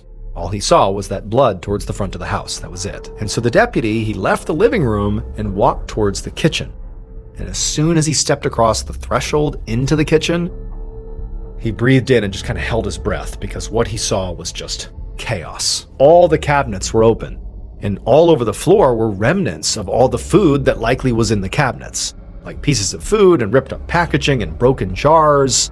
A window at the far end of the room was also smashed, and the security bars that Patrice had put on the window were bent and hanging by their hinges. There was actually so much just debris and just chaos in the kitchen that at first, the deputy didn't register what was actually laying in the center of the kitchen on the floor. But then, when his brain sort of processed it, he realized what he was looking at was Patrice. At least, what was left of her. But she no longer looked human, because her body had literally been torn apart. The deputy quickly left the house and called in his terrible discovery to the sheriff.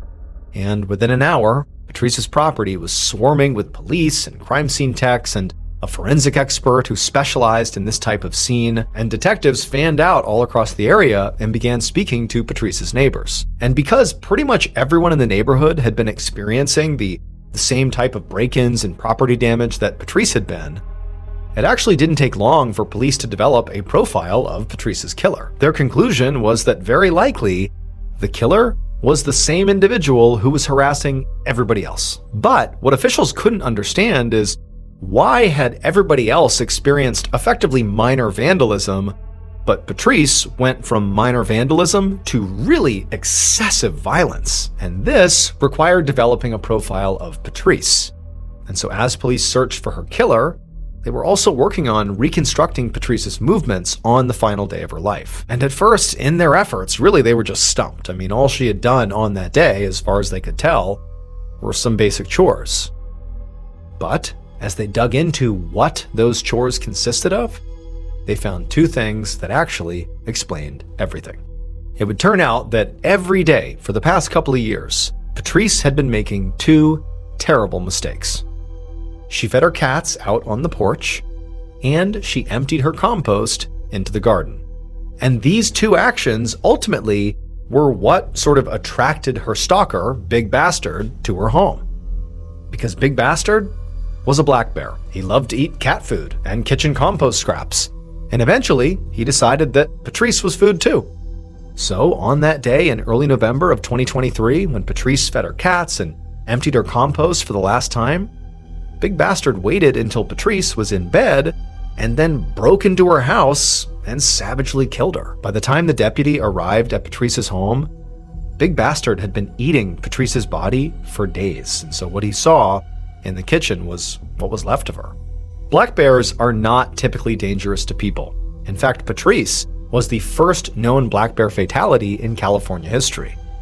But it was exactly that sort of lack of perceived danger, which is why officials didn't help Patrice or any of her other neighbors get rid of these black bears when they were coming into their neighborhood and causing all this property damage and all this alarm. They basically said, what's the worst they could do?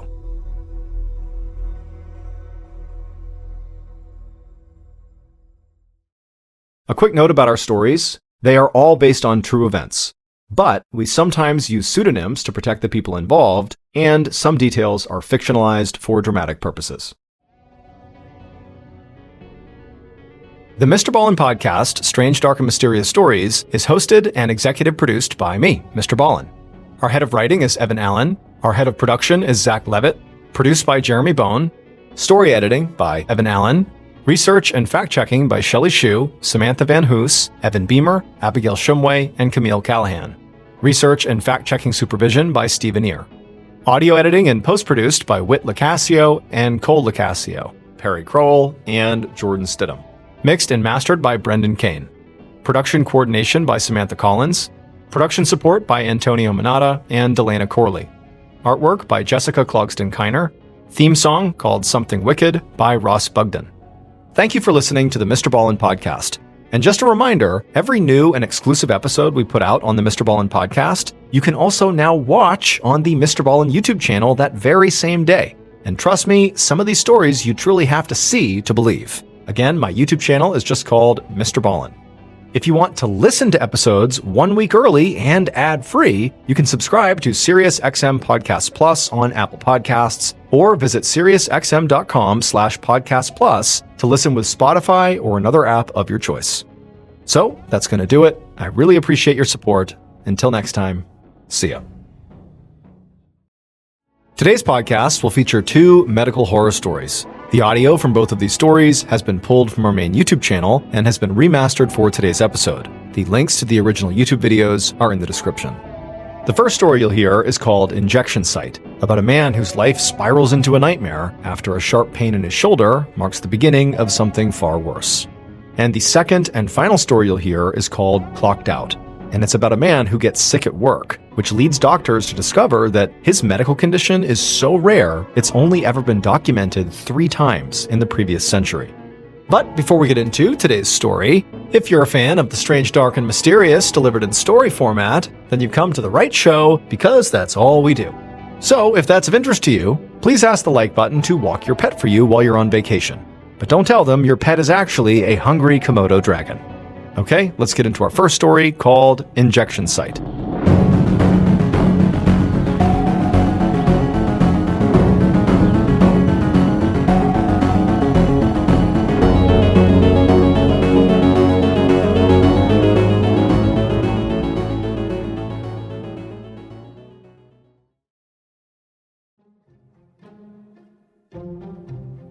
On the afternoon of January 22nd, 2024, an elderly woman named Janet Lee sat in front of her computer in an office on the second floor of her home in Newcastle, England.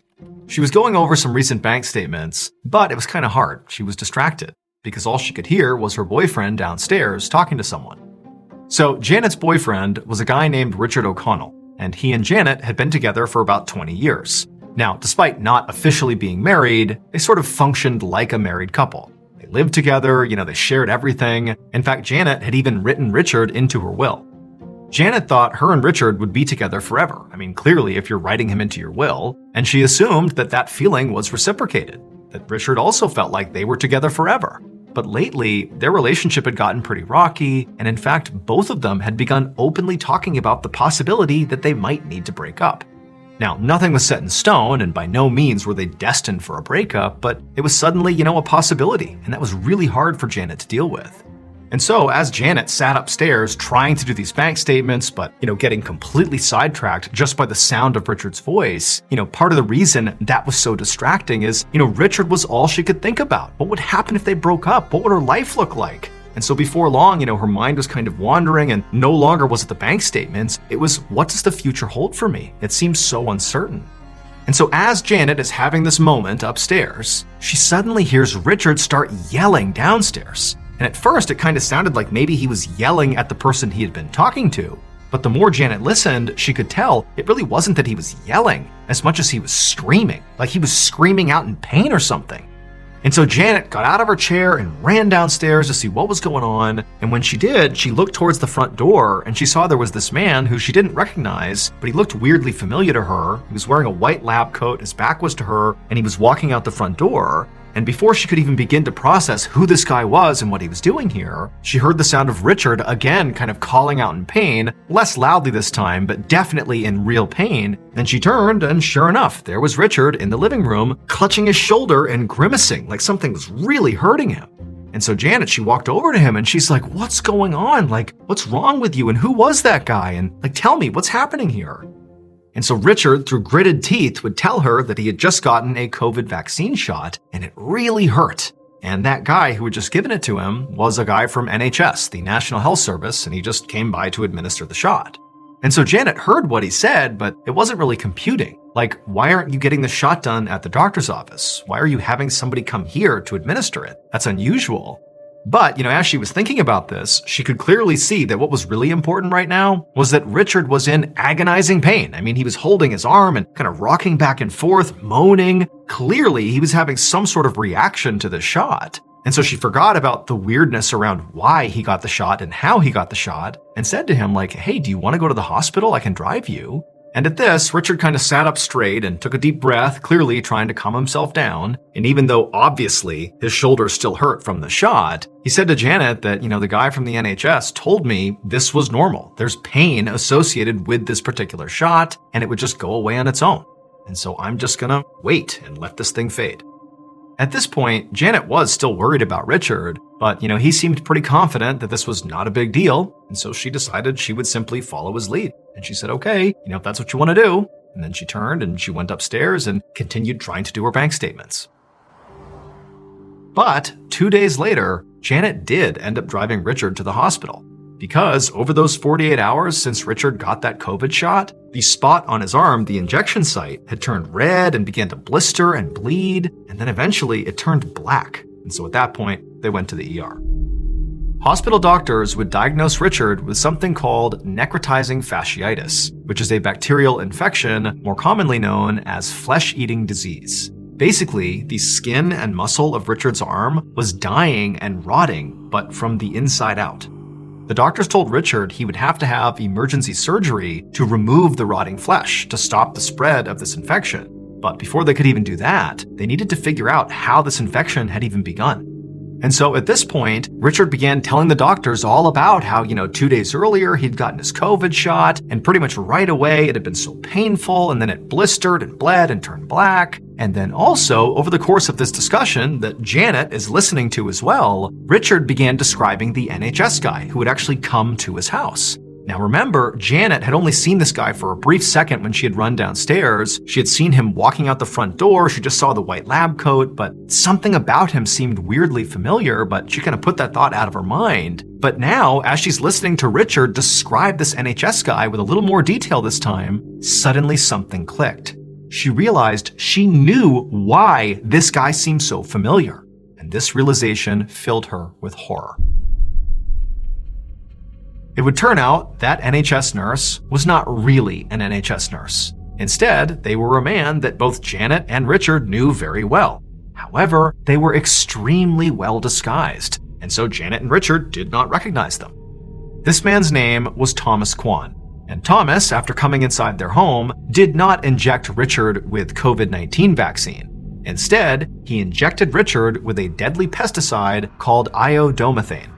That pesticide immediately caused that excruciating pain that Richard was feeling that caused him to scream out, and ultimately killed and began to rot away the flesh in his arm.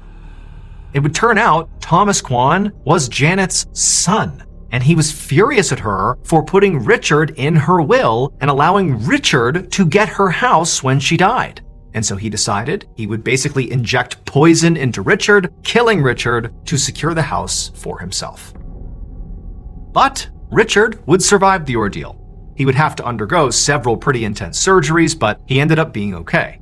As for Thomas, he was arrested and convicted of attempted murder and sentenced to 31 years in prison.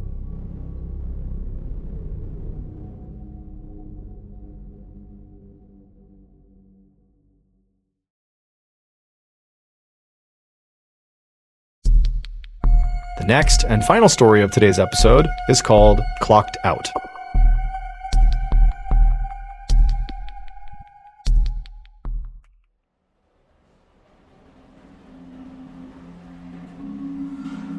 On the afternoon of July 29, 2016, a 23-year-old college student named Felix stood in the break room of the industrial manufacturing company where he worked in northwestern Germany.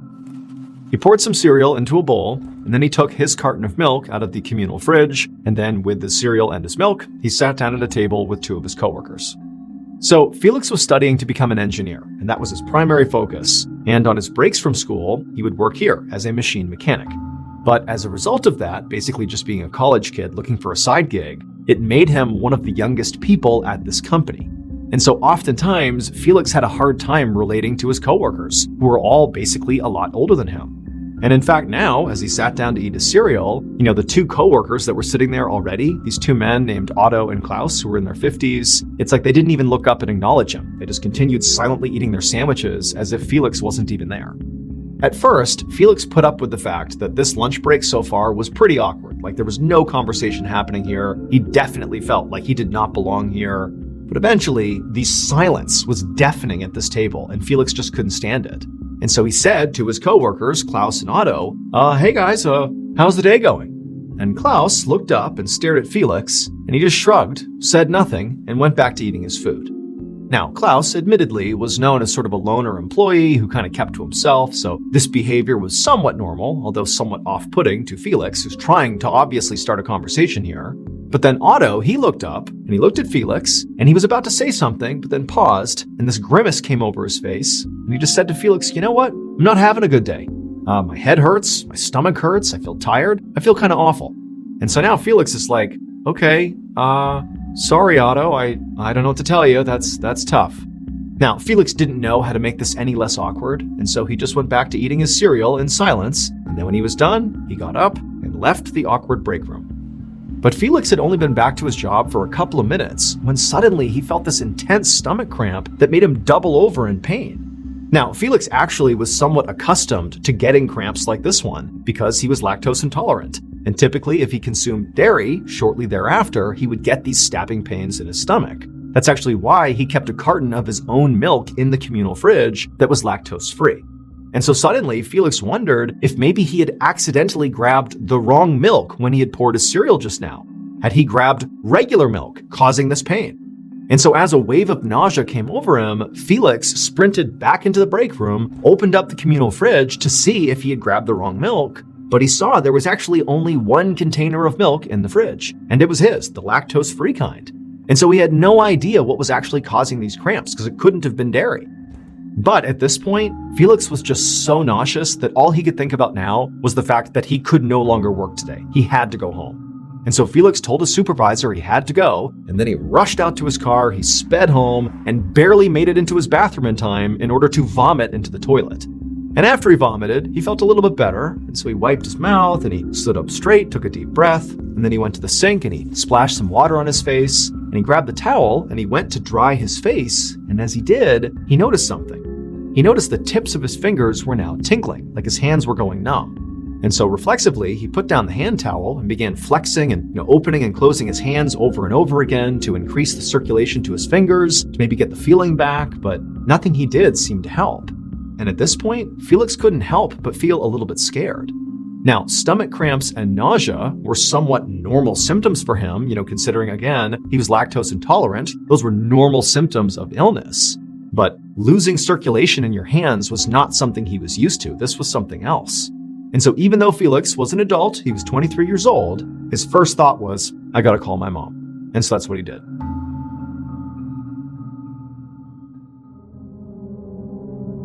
Two weeks later, Felix was still sick. On his mother's advice, he had gone to see his doctor, and his doctor had told him that he was very likely just overworked, and he prescribed Felix some vitamins and rest. But those two things had not helped Felix. In fact, really, his symptoms had only gotten worse. He was still nauseous, and that tingling feeling he had felt in his hands had now extended all the way up into his forearms. And so as a result of this mystery illness afflicting Felix, he had not been able to go back to work, and he had spent the better part of the last 2 weeks just lying miserably in bed. But this morning, he was determined to get out of bed, take a shower, have a real meal, and basically just have a normal day. And so it started relatively well. He managed to, prop himself up and get out of bed. But as he staggered his way towards the bathroom, he lost his balance and had to grab onto the door to keep from falling to the ground. After steadying himself, Felix did attempt to keep walking towards the bathroom, but it was like the commands from his brain were not reaching his legs. And so he kept slipping and staggering and almost falling. And so eventually he just turned around to go back to bed, but immediately he kind of collapsed to the ground and had to literally crawl painstakingly back to the bed. And then when he had finally pulled himself back on there, he pulled out his phone and called his mom again. But this time he was not calling for advice. He was calling for help. He needed her to drive him to the hospital. Later that afternoon, Felix laid in a hospital bed with his mother to his left and an emergency room neurologist to his right. The neurologist had heard about Felix's symptoms, and she was now performing a preliminary examination, which really consisted of lots of questions about Felix's drug use, about, a history of neurological problems in their family, had he had any recent head injuries. But basically all the questions she was asking him, he said no to. There weren't any precursors to him having these issues. Next, the neurologist poked Felix's arms to see what he could feel, because he was complaining of numbness and tingling, but it was kind of like wherever she poked in his arms, he couldn't really feel it. It was like the tingling sensation had totally taken over both arms. That's all he could feel. After that, she measured his muscle reflexes in his legs and also shined a light in both his eyes. And then after that, she put her tools down and she looked at Felix with a very worried expression on her face. She said that based on Felix's symptoms, she thought that some part of his nervous system, like his brain or his spinal cord, might be inflamed. And this type of inflammation can lead to things like nausea, numbness, and loss of coordination, all things Felix had been experiencing. And this inflammation could be caused by a number of different infections or an autoimmune reaction. But to know for sure, she would have to run some more tests. And so she advised Felix to be admitted to the hospital.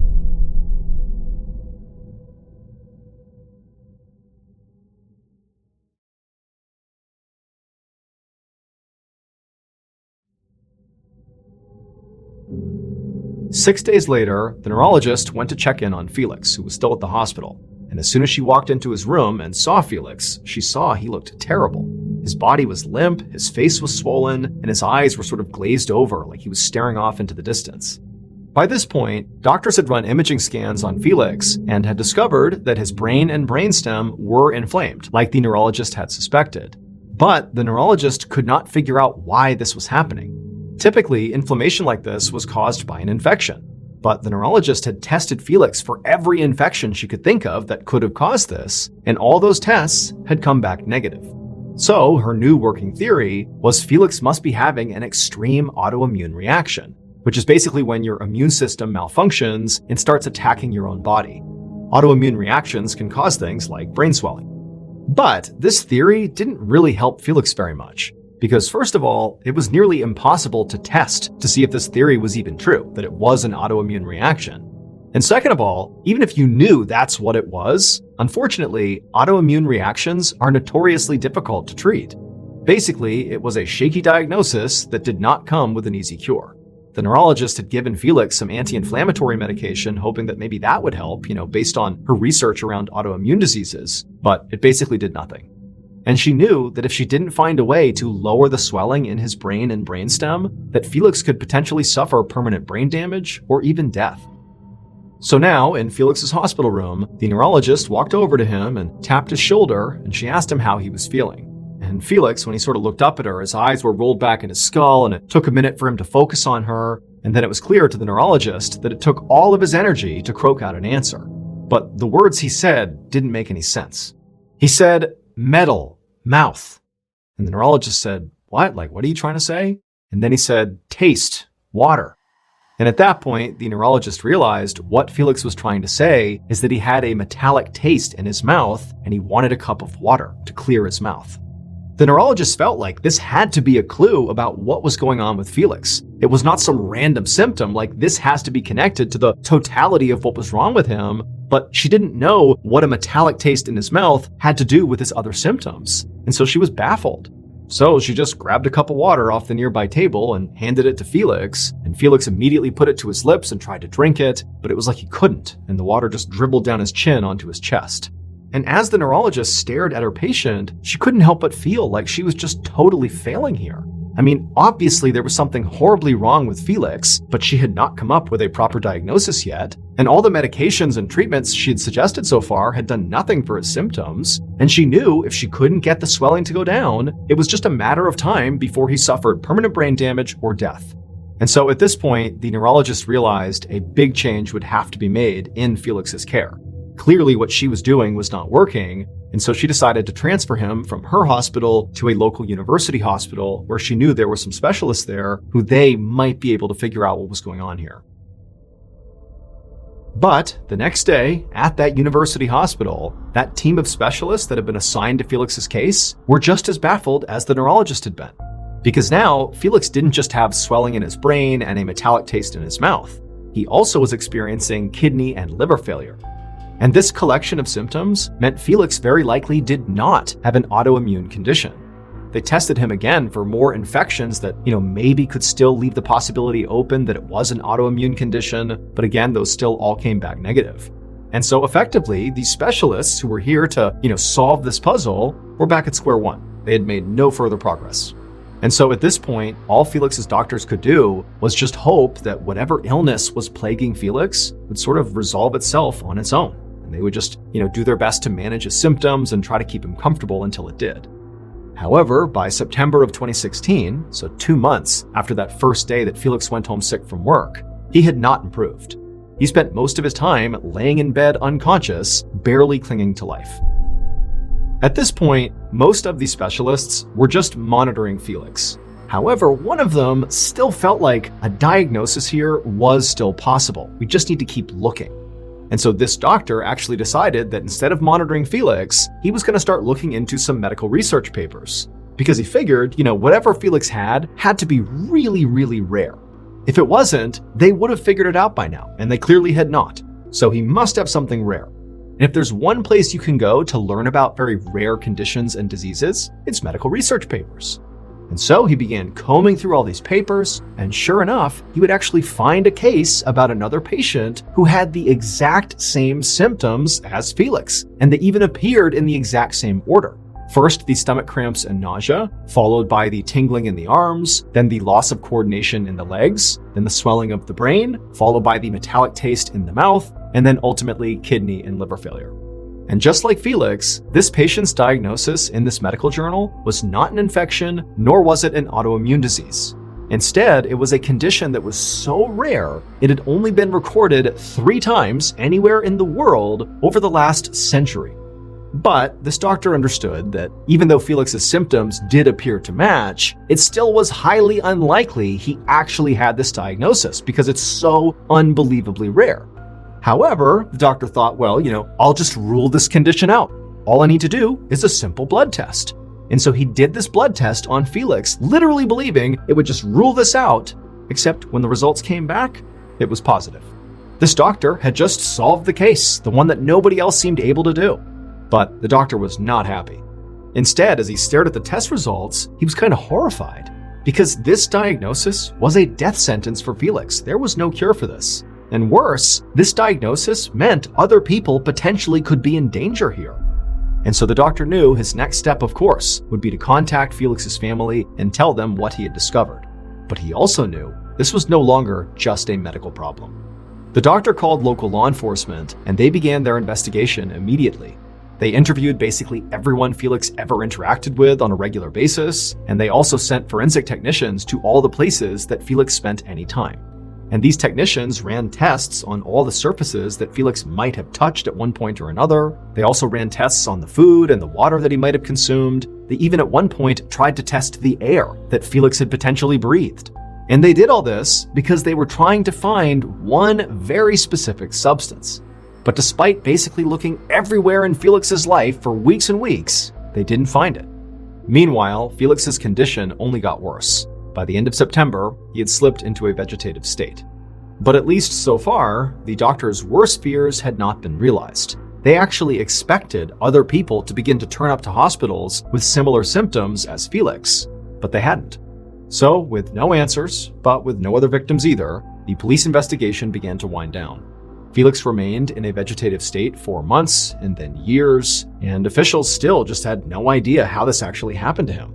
They just kind of concluded that, well, this was a horrible tragedy that very likely will never actually be explained. But at least hopefully it will never happen to anyone else. But then, 2 years after Felix fell into his coma, some very strange things began to happen at his old manufacturing job.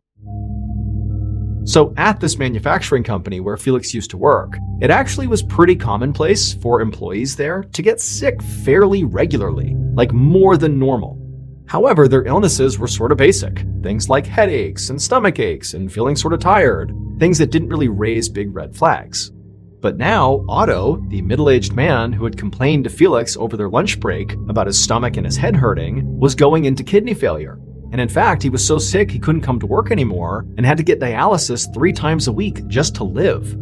And also, another much younger employee whose name was Elias, he was 26 years old, he had begun having stomach aches. Now, again, that was fairly common at this company, but for Elias, these were not normal stomach aches. These were crippling, severe, like you can't focus on anything else type of stomach aches, similar to the ones Felix was having. Now, Otto and Elias had not spoken to each other about their respective illnesses. This was a place where people just kind of got sick periodically and kept it to themselves. It was just not really that big of a deal. So they hadn't talked to each other, and they certainly had not connected what was happening to them to Felix and his illness, which was now over 2 years before. But that would all change one day in May of 2018, so again, we're still talking about 2 years since Felix went into his coma, when Elias was having his lunch in the company break room, and he would discover something that would connect everything and blow this case wide open. Elias's shocking discovery led police to do a search of a local home. And at first, this home seemed totally ordinary until they went down into the basement. Because down there, it looked like a mad scientist's laboratory. There was this metal table with all these beakers and scales on it, and then behind it were all these shelves that were stacked high with old jam jars and paint cans and even old mayonnaise bottles. And it would turn out, inside of these mismatched containers was a collection of deadly chemicals that a judge would later say were more toxic and more deadly than the literal chemical weapons that were used during World War I. This basement laboratory belonged to Klaus. He He was one of the two employees that Felix sat with during that very awkward lunch break. The one was Otto, who told Felix he didn't feel very good, and the other was Klaus, the man who, when asked how his day was going, just looked up at Felix, shrugged his shoulders, and said nothing. It would turn out, for years, Klaus had been buying deadly chemicals online, mixing them together, and then sort of testing these concoctions on his coworkers. He would just poison their lunches and see what happened. Felix's very rare disease that only 3 people had experienced in the past century in the whole world was effectively extremely acute mercury poisoning. Basically, an ungodly high level of mercury poisoning.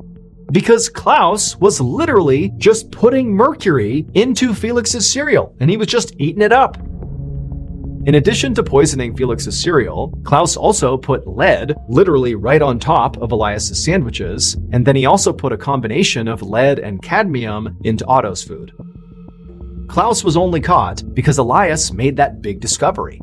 While he was eating his lunch, he noticed there was a strange powder sitting on top of his sandwich, and so he called the police. Klaus never explained his motives for the poisonings.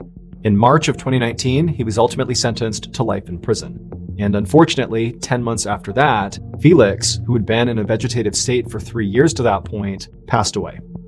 As for Elias and Otto, they still suffer from long-term effects of chemical poisoning.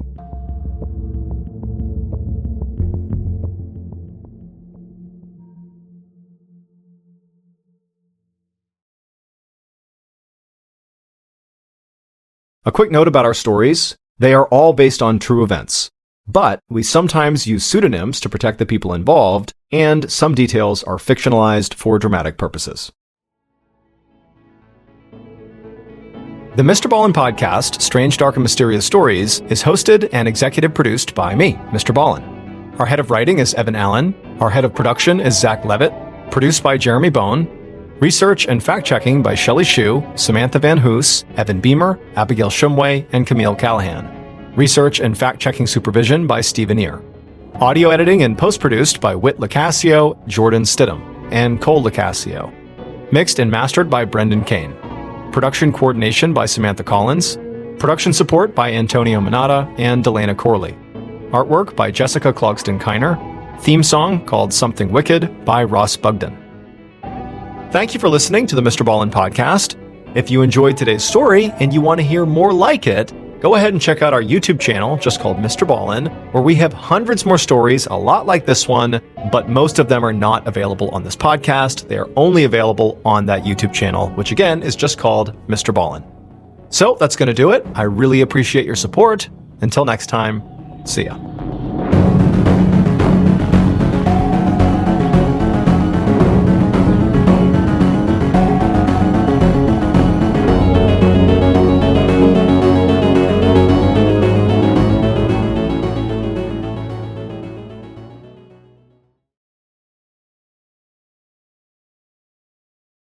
Today's podcast will feature 3 chilling horror stories that serve as a stark reminder: we are not always at the top of the food chain. The audio from all 3 of these stories has been pulled from our main YouTube channel and has been remastered for today's episode. The links to the original YouTube videos are in the description. The first story you'll hear is called The Hand That Feeds, and it's about a man who has a deadly secret inside of his apartment. The second story you'll hear is called Modern Day Dinosaurs, and it's about a man who sneaks into a predator's territory. And the third and final story you'll hear is called Cat and Mouse, and it's about a hunter who encounters something terrifying inside of a Russian forest. But before we get into today's stories, if you're a fan of the strange, dark, and mysterious delivered in story format, then you've come to the right podcast, because that's all we do, and we upload twice a week, once on Monday and once on Thursday. So, if that's of interest to you, the next time the Amazon Music follow button is writing something very important, go up and nudge their elbow. Okay, let's get into our first story called The Hand That Feeds.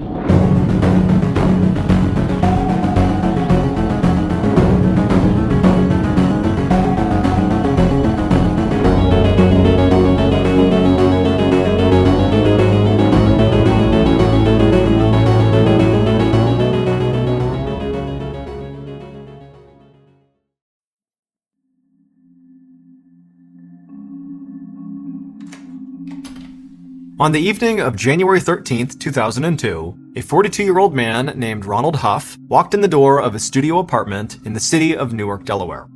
He had just come back from visiting his grandmother, and now he was feeling really sick. Inside of his apartment, it was blazing hot, but that was by design. That's how he kept the temperature. Ronald took off his coat and threw it over one of the many handmade wooden cages that were strewn about his living room. Then he dragged himself over to his house phone, picked it up, and he called the auto dealership where he worked.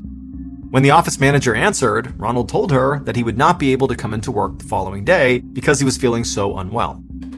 He hung up the phone and then leaned on the counter for a second, feeling lightheaded. Then suddenly, from behind him, he heard a hiss. Right away, Ronald turned around and walked over to his fridge, and instinctively, he reached out his right hand to open the door. But as soon as he grabbed the handle and squeezed, he felt a shot of pain in his right hand. He had forgotten that his right hand was all bandaged up because it was injured. And so grimacing, Ronald reached out with his left hand, and he opened up the fridge that way. Then, after shutting the fridge, he walked over to the kitchen counter, and he reached into a jar, and he pulled out a whole fistful of live cockroaches. They were about 2 inches long each, and they wriggled around inside of his hand. He threw the cockroaches onto the ground, and then watched as they scattered. Now that Ronald's chores were finished, he decided he would just go lay down, because again, he's feeling horrible. But as he walked across the kitchen towards his bedroom, that dizziness he was feeling earlier came back, and suddenly it was like the whole world was spinning around him and he could barely stay on his feet. He kept trying to walk towards his bedroom, but he just couldn't do it, and eventually he stumbled and began to fall. Ronald lurched sideways and blindly stumbled to the right, trying to catch himself, and the first thing he touched with his outstretched arm was the door to his apartment. And so he grabbed it and he tried to stay on his feet, but he couldn't, and so he turned his body around and pressed his back up against the door to steady himself. But he was just so woozy and weak that eventually he just kind of slouched down to the ground, back against the door, feet out in front of him. Slowly, he let his eyes close. As Ronald passed out, all he could hear were the sounds of roaches scurrying and chicken bones crunching.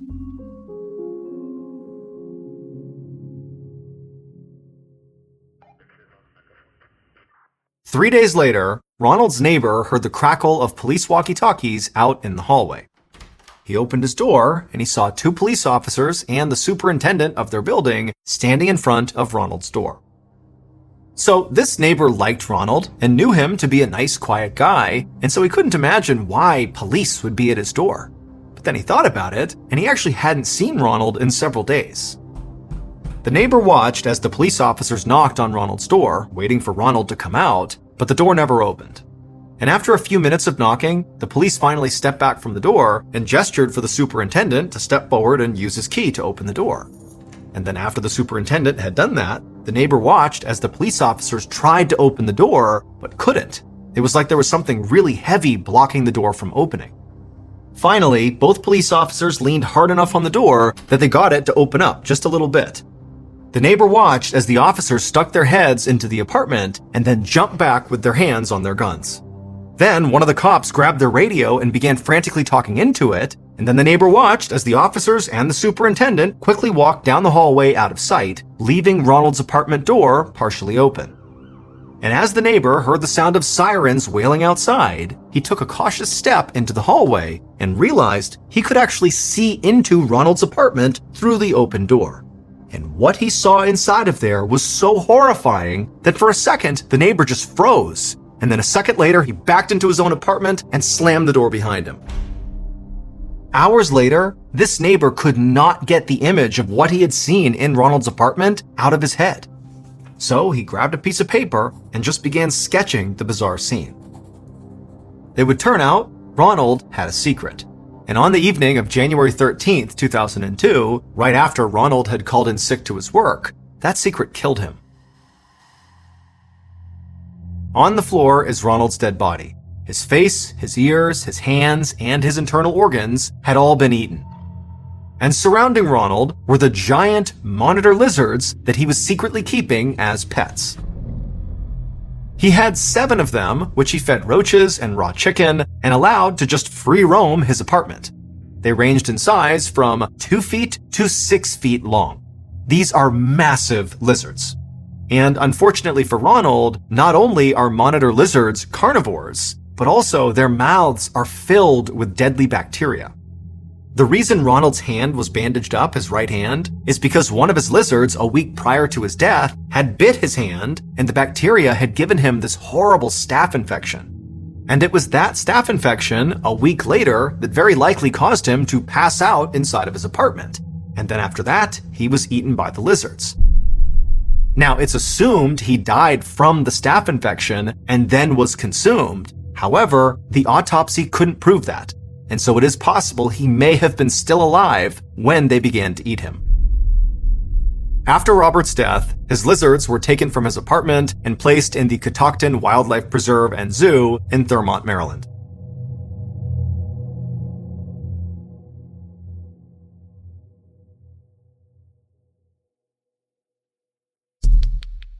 Our next story is called Modern Day Dinosaurs.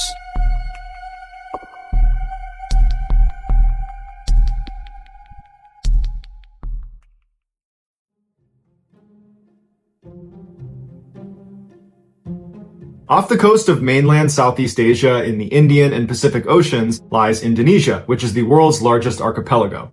It's made up of 17,508 individual islands that, if you were measuring from the westernmost point on the westernmost island to the easternmost point on the easternmost island, it would be 5,000 kilometers right across the equator. So it spans 1/8 of the world's circumference. Many of these islands are tiny, uninhabited, and unremarkable. At first glance, you might think that about one particular island that's located 2,500 kilometers north of Australia. And I would tell you the name of this island, but if I did, I would be giving away the island's secret. Living on this island are 2,000 people who are direct descendants of former convicts who were exiled to this island. And they share this island with a particular predator that is endemic to this island, who is a direct descendant of flesh-eating dinosaurs. It can grow up to 10 feet long and weigh up to 350 pounds, and its taste buds are so immaculately developed, it can taste blood in the air up to 9 kilometers away. These creatures are so good at smelling blood and death that anytime there is a burial on this island, they have to put big boulders over the gravesite. Otherwise, these creatures will come running out of the jungle and dig up the freshly deceased and eat them. This creature's bite is savage, and they certainly have the ability to rip a person in two, and in the past they have, but they don't typically bite to kill. They bite to create a massive flesh wound so they can inject venom into the wound site. This allows them to not expend a ton of energy waiting for their prey to die so they can eat it. They basically bite you, poison you, leave, come back within 24 hours, and then they eat you. These creatures are strict carnivores and have a voracious appetite where they will eat up to 80% of their own body weight in a single day. They've been known to bite goats and eat them whole by opening up their mouth and ramming the body of the goat into a tree to force it down their throats. But when goats and sheep and buffalo are not enough to feed their appetite, they start eating each other. In fact, cannibalism is so common that their young will hide in the trees for the first 4 years of their life, hiding from their own parents. Because if they're spotted by an adult, they'll be eaten. On top of all this, they can climb, run, and swim faster than a human can. These apex predators are called Komodo dragons, and they live on this one island in Indonesia called Komodo Island. In 2009, a 31-year-old fisherman named Mohammed Anwar, who had grown up on Komodo Island and was living there at the time, decided he wanted some fruit. He normally would just eat the apples that were right outside of his house, but he had always been tantalized by the sugar apple trees that were inside of the fenced-off section of Komodo Island, the so-called forbidden section. This section was, of course, teeming with Komodo dragons, and so as a result, the locals basically fenced it off and said, we don't go over there, they don't come over here. But Mohammed had always wanted those sugar apples. He'd grown up here, and he never got to have one. And so this day, for whatever reason, he decided, today's the day I'm going to get one. And so he goes over to the fence and he's looking out, and there's some fairly tall grass, so he can't see what's on the immediate other side of this fence, but it's pretty open. Then he can see the trees, they're a little bit off in the distance. And so after looking around and feeling like the coast was clear, he hopped the fence and he ran out to the sugar apple tree. Mohammed's neighbor, Teresa Tawa, was outside and happened to look over at Mohammed right as he hopped the fence into the forbidden section. And so she ran over to the fence and yelled to him to come back, but he didn't hear her. And so she's standing at the fence looking out, scanning herself to see if there's any Komodo dragons out there, and she didn't see any. And so she turns her attention to Mohammed, and she's watching him, hoping that he just gets the apples and comes back without incident. And as she's watching, she sees he's reaching out and extending his arm just far enough. He wants to get one more apple, and he loses his footing and he falls to the ground. From her perspective, she couldn't see Muhammad on the ground because the tall grass obscured him. So she didn't know if he's laying there unconscious or if he's just rolling around and he's in pain and he's about to stand up. And so she's just looking anxiously, hoping he stands up soon. And then she hears the sound of two Komodo dragons running through the tall grass. She can see the grass moving as these two massive creatures are running and grunting at full speed towards Muhammad. Muhammad, when he fell, he had cut himself, and they smelled his blood and they charged over, and Teresa could only scream and yell for help as these two Komodo dragons ate Muhammad. The authorities were able to get out there pretty quickly, and they were able to get the Komodo dragons off before they actually consumed him, but he was already dead. Today, you can actually go to Komodo Island as a tourist, but it costs you $1,000 to get a membership fee, and then once you get there, you're only allowed to be in a couple different sections that are totally regulated, and you're really not anywhere near the Komodo dragons because it really is extremely dangerous.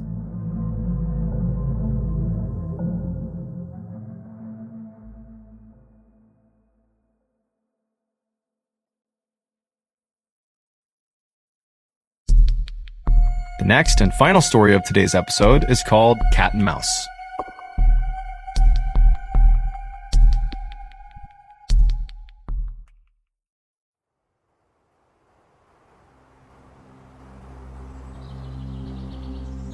On the afternoon of December 6th, 1997, a man named Yuri Trush drew his rifle and crept silently through a remote forest in eastern Russia as he and his team of 3 other armed men and his dog followed this trail of pink snow. All of the men and the dog were on very high alert because they knew someone or something was out in these woods watching them. After walking for a while, Yuri and his crew spotted a small cabin up ahead in this clearing. This cabin, they knew, belonged to a guy named Vladimir Markov, who was a hunter who had gone missing recently, and that was actually why Yuri and his crew were out here. They were searching for Vladimir. But as Yuri and his crew got closer to this cabin, Yuri couldn't help but feel really terrified. Yuri was a 47-year-old big-time weightlifter and ex-military guy who was also a seasoned hunter. I mean, this is a tough, strong guy, but as he walked up on Vladimir's cabin, it was super obvious that something horrible and violent had happened here. All around the scene was pieces of broken furniture. There was a ceramic sink that was shattered outside and the pieces were everywhere. There was a bunch of beehive boxes that had been badly damaged. There was the shed that clearly had been ripped to pieces. And also all over the area outside of this cabin was blood. And this pink trail of snow, this blood trail they were following, led right up to the front door of this cabin, where there was also a big streak of blood on the front door.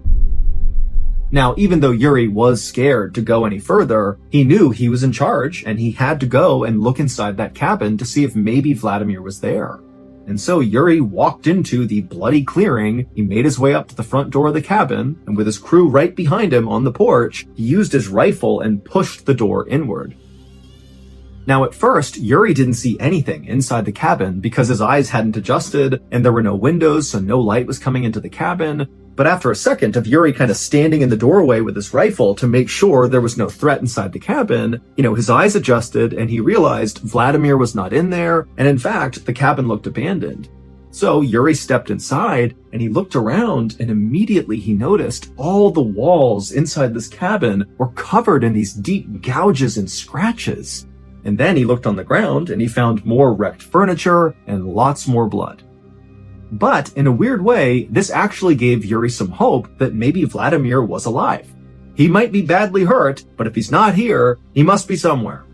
And so Yuri turned around and he walked out of the cabin, and right as he stepped onto the snow with his men and his dog right behind him, 3 things happened practically all at once. The first thing was Yuri's dog began whining uncontrollably and running in circles. And number 2, there were all these crows in the trees nearby that just all at once suddenly flew into the sky and disappeared. And the third thing was this unbelievably loud growling sound that seemed to be coming from somewhere really far away and also somewhere really close. It was like the forest itself was growling. 5 days earlier, on December 1st, the soon-to-be missing hunter, Vladimir Markov, decided to give up on another unsuccessful hunt, and he slung his rifle over his shoulders and he lit a cigarette under his big bushy mustache, and he and his 3 dogs turned around and began the slow walk back to their small cabin in the middle of the woods. Vladimir was really frustrated because he'd been staying in this cabin in the woods, away from his wife, away from his family, to try to hunt some game and bring some meat back, but so far, he hadn't caught anything. But as his 3 dogs kind of rounded a corner in this forest, he spotted something up ahead that was like an answer to his prayers. He saw there was a dead boar just lying out in the middle of the forest, and it was in this big pool of blood, and there was still steam coming off of the body, which meant this was a fresh kill.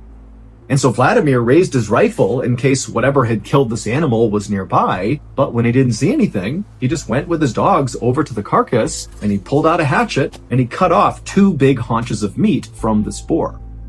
Now, Vladimir knew it was totally in bad form to steal another potential hunter's kill, although he didn't know if a hunter had killed this boar or if another animal had killed this boar, but he still felt bad about what he was doing. However, Vladimir was desperate. He didn't have any meat, and here it was, so he took the opportunity. After Vladimir had wrapped up this meat and put it in his bag, he and his 3 dogs jogged the last few miles back to the cabin, and when they got there, it was basically pitch black outside. Now, Vladimir was not scared of the forest at night, but he knew there were predators out here at night, so he needed to act quickly. So he rushed over to his small shed that was right outside of his cabin, and he put the boar meat inside, shut the door, and locked it, and then he turned to go into his cabin to retire for the night. But after taking only a couple of steps towards his cabin, he realized his 3 dogs had not followed him. And so he turned around and he saw the 3 dogs were totally on edge, looking out beyond the shed where he had just put the meat. They were kind of looking out into the dark forest. Now remember, he's all alone in the middle of the woods here. It's nighttime. There's no visibility. And so Vladimir grabbed his flashlight and he shined it kind of roughly in the direction that the dogs were looking, like they had seen something. And he's shining his light, but all he sees are just dark trees and nothingness. There was nothing there. Vladimir did his best not to panic, but he couldn't help but feel like there was a predator nearby and his dogs had picked up on it, and so he just wanted to get inside the cabin and shut and lock the door as quickly as possible. And so he began backing up towards the door of his cabin while calling his dogs towards him, and 2 of the dogs followed. But a 3rd dog just stayed where she was and continued to kind of whine and growl and look out away from the cabin in this direction that all the dogs were looking. But eventually, this dog just took off running into the forest. Vladimir, who loved his dogs, screamed and screamed for this dog to come back, but the dog didn't. And so Vladimir just stood there with his 2 dogs in front of his cabin door, listening to the bark of this 3rd dog getting farther and farther away into the woods. And then suddenly, Vladimir heard his dog start to whimper. And then it was like the forest erupted with the loudest growl he had ever heard in his life. And then there was silence. Vladimir was horrified and just instinctively grabbed the 2 other dogs and stumbled into his cabin and shut and locked the door behind him. Now, Vladimir adored his 3 dogs. Those were his closest friends in the world, and all he wanted to do was run out there and save that 3rd dog. But just based on how loud that growl was, he knew whatever was out there would kill him. And so this was a suicide mission if he went out there, and so he decided he would just stay put with the 2 dogs, and he just hoped that his 3rd dog somehow survived its encounter with whatever was out there. But after sitting in his cabin for only a couple of minutes, kind of consoling his 2 other dogs, Vladimir heard more activity outside of his cabin. He heard what sounded like wood splintering and breaking. Now, there were no windows in Vladimir's cabin. However, he had drilled a couple of holes, very small holes, in each of the walls of the cabin so he could look out and use them as hunting blinds. And so Vladimir ran to the hole that looked out the front of his cabin towards where his shed was and where this wood breaking sound was coming from. And when he looked out through this hole, remember, it's the middle of the night, there's no lights outside, so he couldn't really see anything. But even in the darkness, when he looked kind of roughly in the direction of the shed where the boar meat was, he he could clearly see this huge, shadowy creature moving around really violently, like its body was jerking in different directions. And it was obvious to Vlad that whatever this creature was, it was ripping his shed to pieces, breaking all the wood apart, probably to get in and get the boar meat. And that's when it dawned on Vladimir that whatever this creature was, it very likely was the creature that killed the boar that he stole, and now this creature was back to reclaim its meat. And so as Vladimir realized that, he just hoped that whatever this creature was, once it had its boar meat back, that it would just leave and not come after him. However, after this creature had totally decimated the shed, and so by default had clearly reached the boar meat inside, the creature didn't leave. It just sat down and stared in the direction of Vladimir and the cabin. And for several hours, Vladimir just continued to stare out this hunting blind hole at this shadow creature that was not moving. And after a while, Vladimir got tired. The creature wasn't moving. It's the middle of the night. He'd been really busy all day. And so at some point, Vladimir and his two dogs kind of dozed off. And when they woke up a couple hours later, when it was still dark outside, Vladimir looked out the hole again, and he saw the creature was actually now gone.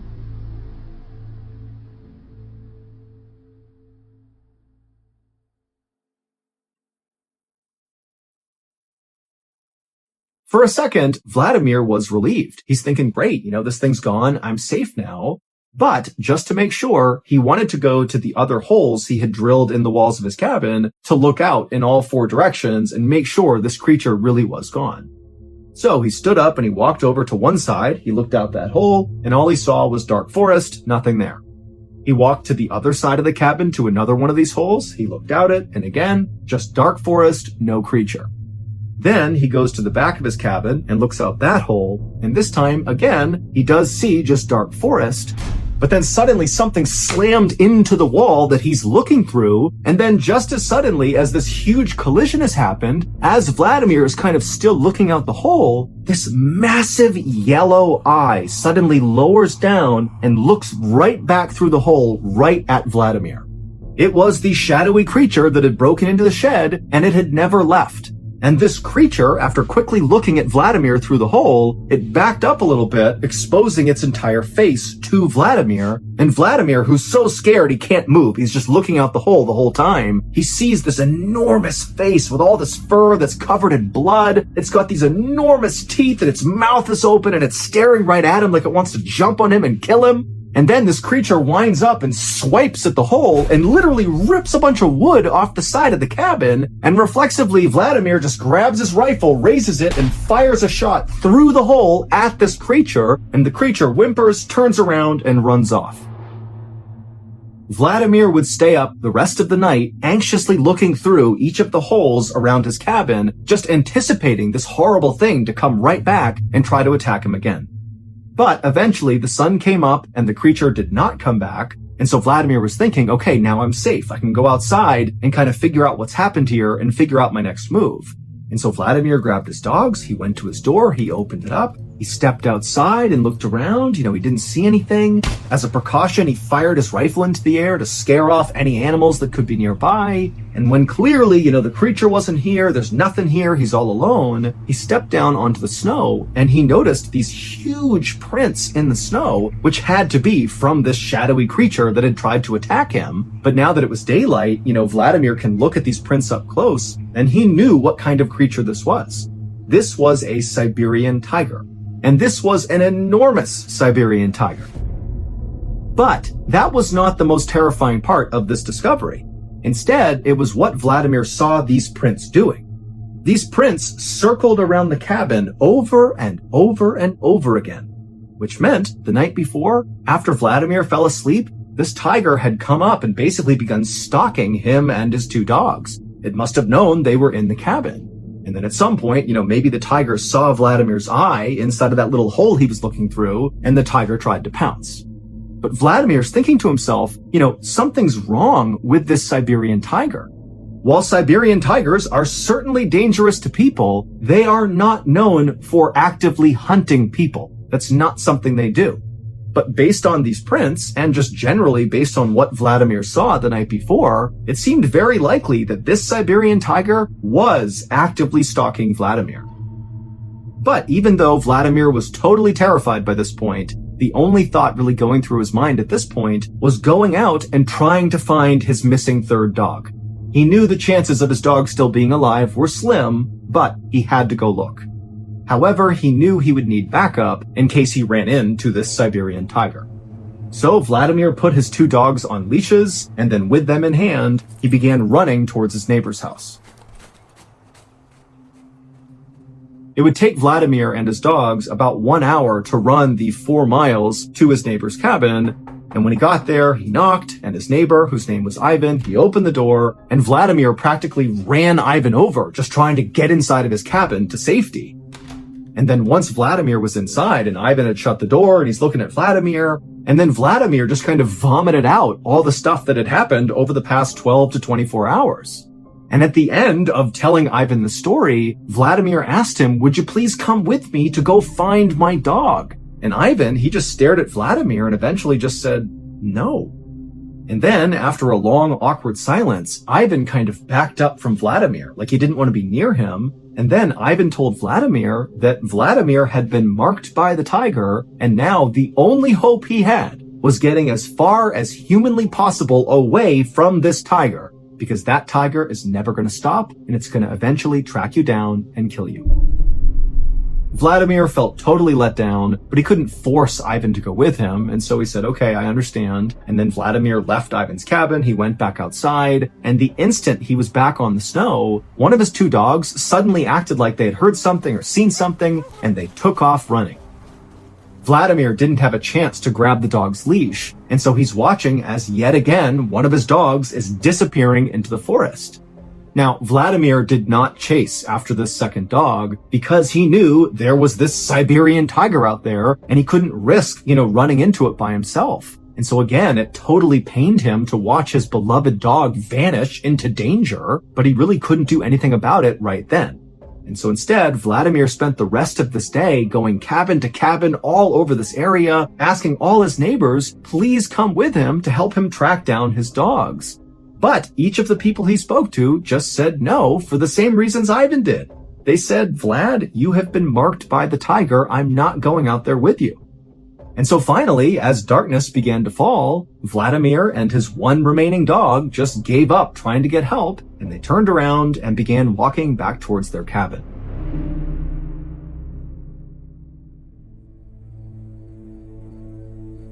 It was nearly pitch black by the time Vladimir and his dog arrived at the cabin, and when they got there, even though he could barely see anything, Vladimir knew something was terribly wrong. Vladimir's outdoor sink, which sat right outside of his cabin, was broken to pieces, like something had smashed it, and then also all of his beekeeping boxes had been broken apart, and there were obvious teeth marks all over it. Now, these 2 things had not happened when he had left that morning to try to go get help, which meant, very likely, the Siberian tiger had come back and done this damage, and very likely was still in the area. And so all Vladimir is thinking is, I have to get in my cabin as fast as possible and shut and lock that door. And so Vladimir grabbed his last dog, and very carefully he maneuvered his way through all the wreckage. He went up to his front door, and as he's about to open it up, he hears whimpering. And it sounds like one of his dogs who's gone missing, and the whimpering is coming from inside of his cabin.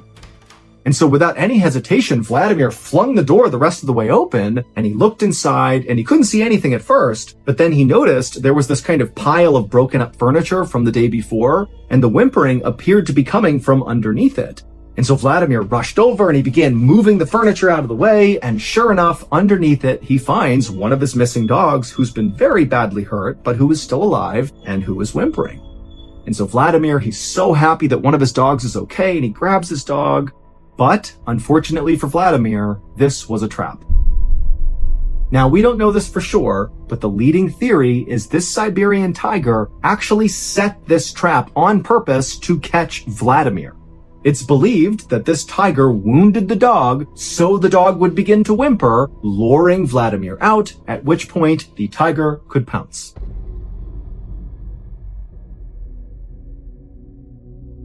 4 days later, that armed search party led by Yuri arrived at Vladimir's cabin. They found it destroyed with blood everywhere. They went inside. There was nothing there. They came back outside. And that's when Yuri's dog began running in circles and the crows flew into the air and they heard that deafening roar like the whole forest was roaring. Well, that was the sound of the Siberian tiger.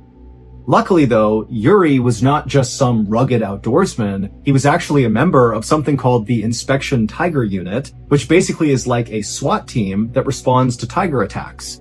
And so when Yuri heard this unbelievable roar, he just started walking straight towards it. But with every step Yuri and his team took into the forest, the roars coming from this tiger faded farther and farther away from them. But at the same time, Yuri began to notice on the ground little scraps of clothing. And so Yuri and his team, instead of trying to follow this roar, they just began following these bits of clothing. And these scraps eventually led them to a big clearing in the forest, and in this clearing were these two big red circles in the snow. And so Yuri and his men carefully approached these circles, and when they realized what was in them, they just stood there in silence.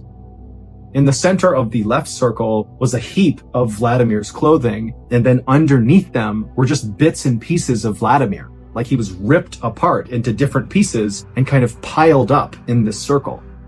And in the other circle, the right circle, was Vladimir's head, and it had been completely skinned. And after seeing this, Yuri and many other people have come to the conclusion that this Siberian tiger attacked Vladimir just for revenge. That this tiger felt like, Vladimir was encroaching on its territory, it stole its boar kill, and then also Vladimir had shot the tiger, wounding it, which only incited the tiger more, and so finally the tiger laid a trap and caught Vladimir and ripped him to pieces and then displayed him for the search party to find. Yuri and his team would eventually find and kill this Siberian tiger. But by this point, the tiger had actually managed to kill at least one other hunter, and very much in the same way it killed Vladimir, by luring this hunter into a trap, and then pouncing and killing, and ripping the hunter to pieces, and then displaying them, basically warning other hunters not to come in here. And while the death of this tiger certainly made Yuri and other people living in this area feel more safe, at the same time, Yuri has been told by other locals that unfortunately now, because of his brush with this tiger, he has been marked by the tiger, just like Vladimir. And so, according to legend, at some point, unless Yuri goes far, far away, he's going to be tracked down and killed by a tiger.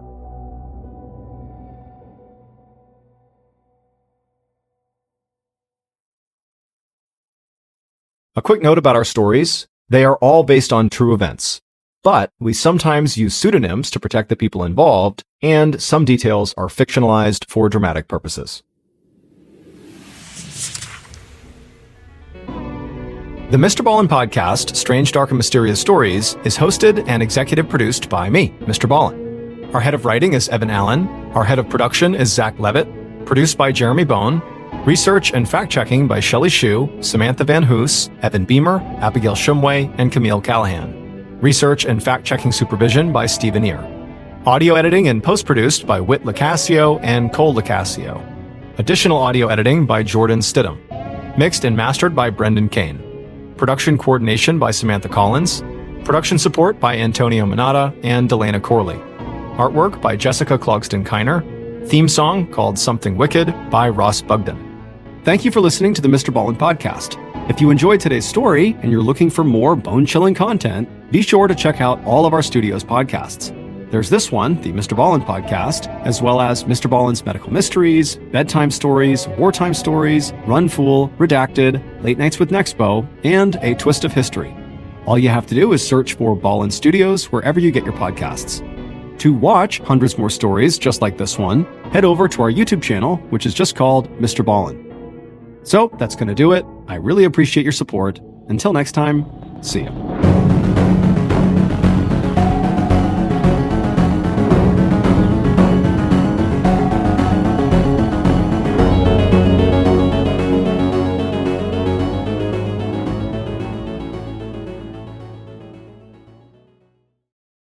Today's podcast will feature 3 military horror stories.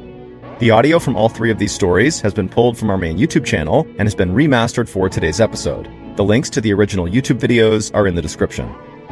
The first story you'll hear is called Ramree Island, and what happened on that island would go down as one of the most terrifying world records ever recorded. The second story you'll hear is called Set Z, and it's about quite possibly the worst way to die. And the third and final story you'll hear is called Lighter Than Air, and it's about two pilots who go on a routine patrol in their blimp, but what happened next is a baffling mystery to this day. But before we get into today's stories, if you're a fan of the strange, dark, and mysterious delivered in story format, then you've come to the right podcast because that's all we do, and we upload twice a week, once on Monday and once on Thursday. So if that's of interest to you, please push the Amazon Music follow button into the Devil's Kettle in Minnesota. Okay, let's get into our first story called Ramree Island.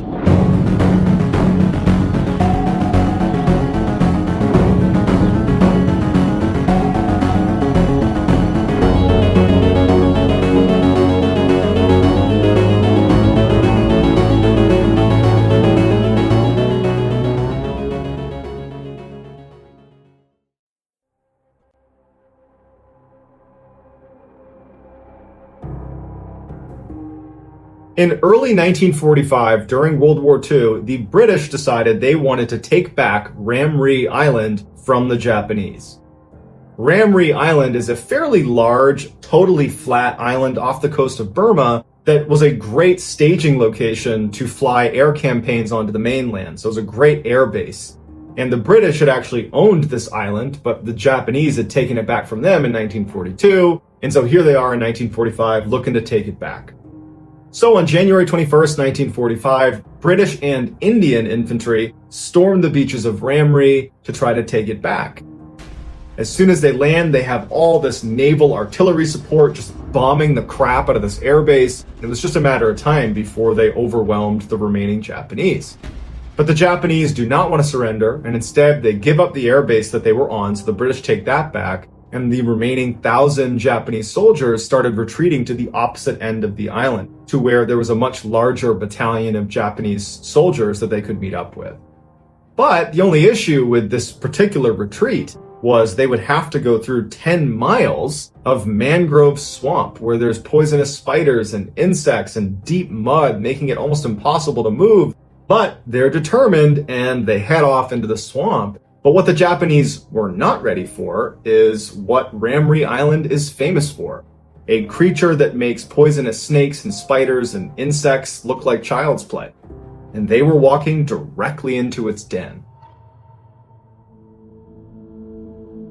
The British troops decided we're not going to go chasing them into the swamp. And instead what they did is they set up boats, blocking positions outside of the swamp. If any of the Japanese tried to escape, they would be there waiting. And so the only way the Japanese could get out of there would be to go to the absolute other end, 10 miles away, where their Japanese counterparts were. So that night, as the British are just kind of hanging out in their boats staring at the swamp, they start hearing screams coming from inside of this swamp, and it's Japanese soldiers. Then you hear gunfire, and then silence. And then it would start all over again, all over this huge swamp. It was just screams, gunfire, silence, screams, gunfire, silence. And the British are watching this like, do we have troops in there? What's going on in there? What was going on in there is defined by the Guinness Book of World Records as the largest massacre of humans caused by animals. And not just any animal, saltwater crocodiles. These massive man-eating crocodiles can weigh up to 1,000 kilograms or 2,200 pounds. They can grow to be 7 meters in length or about 23 feet in length. And National Geographic has labeled these crocodiles as the most likely to eat a human of all animals. And Ramree Island has the largest population of saltwater crocodiles in the world, and they all lived inside of this swamp that the Japanese had gone into. A lot of them were bleeding from the battle they were in, and so they were literally alerting hundreds of saltwater crocodiles to their location. Saltwater crocodiles are notorious night hunters. So what probably happened is the Japanese got inside of this mangrove. The crocodiles were immediately aware of their presence, but they waited until nighttime before they started having a feeding frenzy. And over the course of the night, a number of Japanese soldiers had jumped out the sides of the swamp, exposing themselves to the British. And so about 20 of them were captured, and they said that they were completely surrounded by these crocodiles, that everywhere you looked, there were growling, huge crocodiles eating one person, and as soon as they were done, they would just charge after you and eat you. And at the end of their retreat, when the Japanese did get to the other side of the swamp, only 500 of the 1,000 made it out the other side. And so to this day, people stay far away from Ramree Island because there are so many of these man-eating saltwater crocodiles that have no issue ripping you to shreds.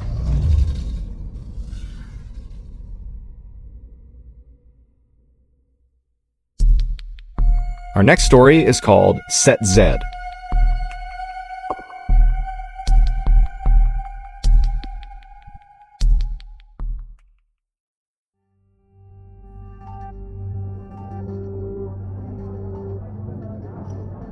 On December 6, 1941, 20-year-old U.S. Navy sailor Clifford Olds met up with a couple of his shipmates at the Monkey Bar for a night out in Pearl Harbor, Hawaii. The next morning, just before 8 a.m., Cliff was back on board his ship, the USS West Virginia. He was starting his workday when the Japanese launched the surprise attack on Pearl Harbor. Cliff's ship was a prime target and was quickly hit with 2 bombs, 7 torpedoes, hundreds of people are dying on board, and very quickly his ship is starting to sink. On board a Navy ship, there's all these different conditions the ship is set to depending on what you're doing, whether you're at war or you're just docked in peacetime, and all of these different conditions have very specific instructions. And one of those conditions is condition Z.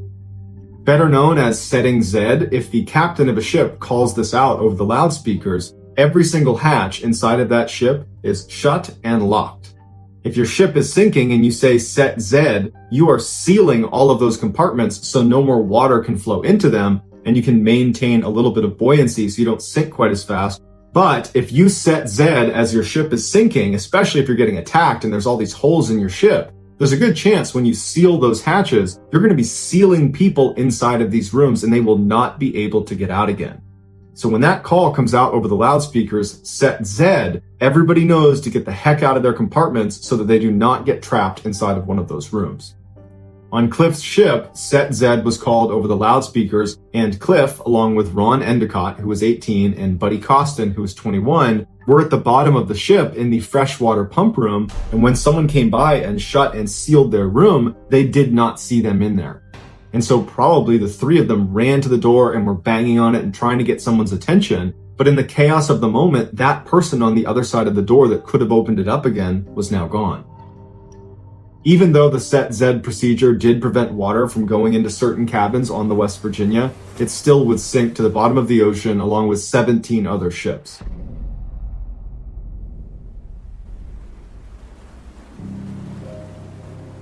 The next day, there was a whole bunch of Marines that were on the dock right next to where the wreckage of the West Virginia was underneath the water. And as they're standing on the dock, they start hearing a banging sound. And at first they think it's probably just a salvage team or it's some strap clanging against the side of one of these ships. But they started to notice the tapping sounds started to sound like intentional rhythms that a human might make. And it dawned on them that someone is trying to get our attention underwater. There are people trapped in the West Virginia. But when the Marines ran to their superiors and told them there are people trapped inside of the ship, we have to get them out, they broke the horrible news that there's nothing they could do for them. If they went down and began trying to cut a hole in the side of the ship so they could swim out, as soon as there's even a tiny little hole on the side of that ship, there's so much pressure that it would rush inside and fill that space almost immediately, and they wouldn't be able to cut a hole big enough, fast enough, and so cutting into the ship is going to kill them. Also, just lighting that torch presents a unique problem because there's so many chemicals in the water from all of the attacks that happened the day before, we run the risk of lighting a fire or lighting off an explosion that could take even more life. And because they were still months away from being able to raise the ship out of the water, which would save them, the decision was made that we're going to have to let them die. And so for the next 16 days, Marines and sailors were put on guard duty right next to the wreckage of the USS West Virginia, and they would listen to the tapping as they desperately tried to tell people, come down here, save us, we're alive, we're not going anywhere, please help us. And the Marines and sailors were so distressed about this. It was so horrible to listen to. They would cry and cover their ears because they wanted to save them. They're so close, but they're so far away. Finally, on Christmas Eve, the banging stopped. 6 months later, they were finally able to raise the West Virginia out of the water. And as crews were going through all the different compartments and removing bodies, they got to the freshwater pump room where Cliff, Ron, and Buddy had been. They open it up and they find 3 bodies, and they realize right away the torture these poor guys had gone through. Inside this airtight section was this locker full of food rations. They're also in the freshwater pump room, and so they just opened up the tank and they had all the fresh water they needed. But what they didn't have enough of was air. And so for 16 days, sitting in the dark at the bottom of the ocean, knowing they're not going to get out of here, they slowly suffocated. And we know they were alive for those 16 days because they had a calendar where they were marking off each of the days they were down there in red pen.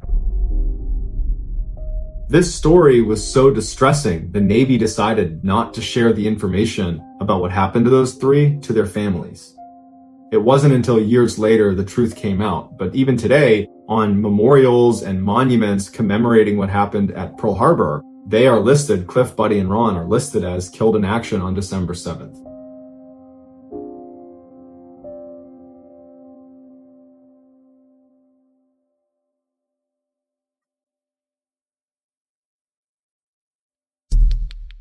The next and final story of today's episode is called Lighter Than Air.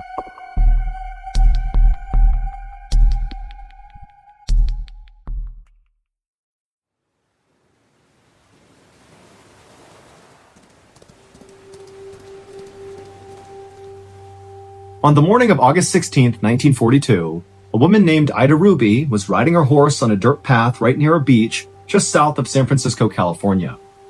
Now, during the week, Ida was a telephone operator, but it was a Sunday, so she had time off. And the way she liked to spend her time off was by riding her horse along the coastline and, looking out at the beautiful water and taking in the nature and all these unbelievable cliffs that went down to the water. I mean, this was a beautiful area. And every time Ida would go out and do this little ride around, she would bring binoculars with her. And so anytime she saw something of interest, she would stop and, use her binoculars to see what it was, like animals or things out over the water. And on this particular Sunday, Ida turned a corner, and as soon as she did, something caught her attention off to her right, out over the water. And so she stopped her horse and she turned, and she looked out, and the sea was very calm, and she could see way out just past the horizon was what looked like this black thing kind of hovering over the water. And instead of raising her binoculars right away, she just kind of squinted and looked off in the direction, and she quickly realized what it was. It was a blimp. Now, today, when we hear the word blimp, we very likely think of the Goodyear blimp that kind of sits over sporting events, with the big Goodyear logo stamped on the side of it. It's basically a big balloon with a gondola that sits underneath it for the person who's driving it and passengers. And that's actually exactly what Ida was seeing, a big oversized balloon with a gondola underneath it. But this was not a Goodyear blimp, it was a military blimp. Because this was 1942, right in the middle of World War II. And 9 months earlier, the United States had joined World War II after the Japanese had bombed Pearl Harbor. And ever since then, Japanese submarines had been lurking off the coast of California, kind of all across the West Coast, out in the Pacific Ocean, and occasionally they would send torpedoes out and bomb the US mainland. And so the United States responded to this by launching this fleet of blimps that basically were able to get really low to the water, that could move really slowly, and they would basically fly all along the Pacific coastline looking for Japanese submarines. They could literally go down, and from their gondola, they could look down and actually see submarines and mark them for bombing runs or, scare them off. And so Ida, like anybody else who was living on the west coast of the United States at the time, was aware that there were blimps out over the ocean, but it was still a fairly uncommon sight. And so because of that, Ida was sort of intrigued, and so she raised her binoculars, and she focused on this blimp, and she would see something that was so strange that even 80 years later, nobody can fully explain it. But to really understand why what she saw was so weird, we need to back up about 5 hours on the same day to about 6 a.m. at a military base just north of where Ida was seeing this blimp. And so at 6 a.m. at this military base, That particular blimp that Ida would later see was at this military base on the ground, and some Navy pilots and mechanics were preparing the blimp for a routine mission out over the San Francisco Bay to look for Japanese submarines. The intended path this blimp was going to take on this day was it would leave the base and the pilot would take it over the famous Golden Gate Bridge, and then it would travel 28 miles to the west to the Farallon Islands. And then from there, the pilot would go 20 miles to the north to a peninsula called Point Reyes, and then from there, the pilot would head south along the coastline all the way back to base. This whole mission profile was scheduled to take about 4 hours. The pilots for this mission were going to be a 27-year-old Navy lieutenant named Ernest Cody and a 34-year-old officer named Charles Adams. And both of them were very experienced blimp pilots. They had done missions like this many times before. This was going to be a very routine mission for them. And then also, in addition to those two pilots, there would be a Navy mechanic who would join the two pilots in case there was any malfunctions with the blimp during the mission.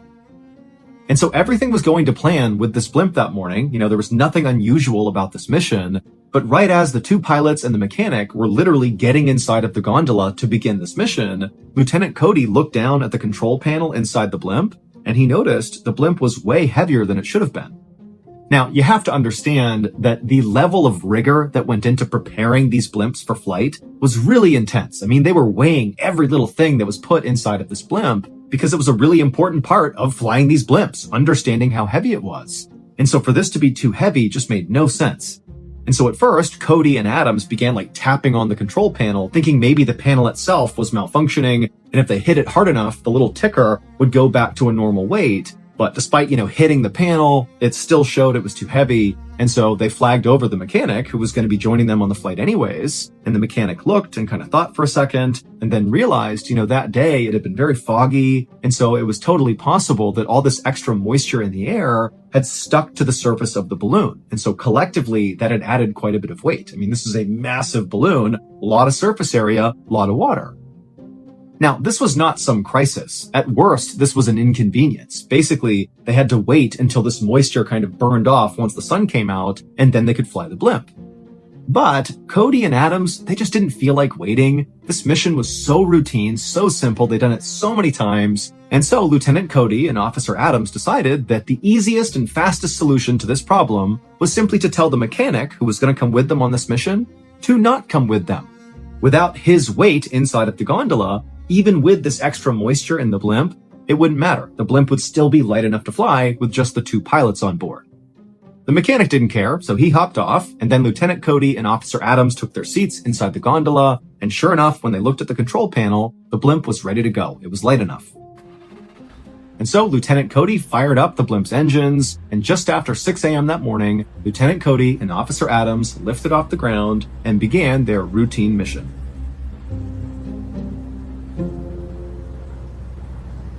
About an hour and a half later, at 7:38 a.m., Lieutenant Cody radioed back to air control, saying that so far the patrol had been totally routine, everything was going smoothly, they hadn't seen any Japanese submarines or anything out of the ordinary, and also Lieutenant Cody said they were positioned just east of the Farallon Islands, which meant they were exactly on course and really everything did seem to be going exactly to plan.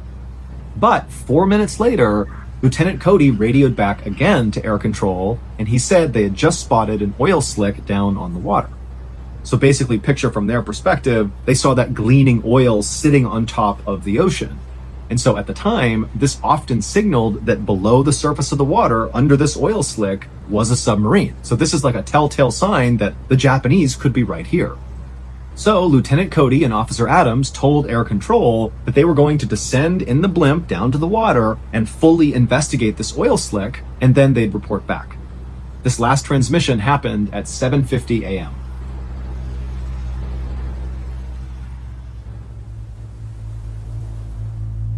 A few minutes later, a fishing boat named the Daisy Gray was gliding slowly through the water just east of the Farallon Islands, when all of a sudden the captain, who's looking straight ahead, he turned the boat and he happened to see straight ahead of him this massive blimp, the same blimp Lieutenant Cody and Officer Adams were in, descending very quickly through the clouds down towards the water. And remember, this was a pretty cloudy day, and so really this blimp kind of came out of nowhere, and this fishing boat captain was very aware that anytime blimps were out over the water, that was because they were looking for enemy submarines. And this captain realized he was heading right now straight in the direction of wherever this blimp was descending towards. And so the captain looked out ahead and he saw that big oil slick on top of the water, maybe 100 yards away from him. And so he put it together that, oh my gosh, this blimp is going to that slick. That means there's an enemy submarine basically right there. And so in a panic, the fishing boat captain called to his crew to pull in the fishing nets, and he turned the wheel as fast as he could and he hit the accelerator, doing everything he could to get away from this blimp. Because he knew that typically what happened when a blimp came down and actually found a submarine is they sometimes dropped bombs on the submarine. I mean, this is warfare. And so the fishing boat captain is getting away as fast as he can, and as soon as he's turned around, he looked back and he saw the blimp was now about 30 feet over the water, and someone inside the gondola was now leaning out over the side, and they dropped two things directly into the water, into that oil slick. And then seconds later, these huge plumes of smoke were coming out of the water. The person had just dropped some flares, basically marking where this submarine was. And so now the captain knew, okay, it's a submarine, and the next thing is very likely going to be a bomb, like a depth charge is going to be dropped right there.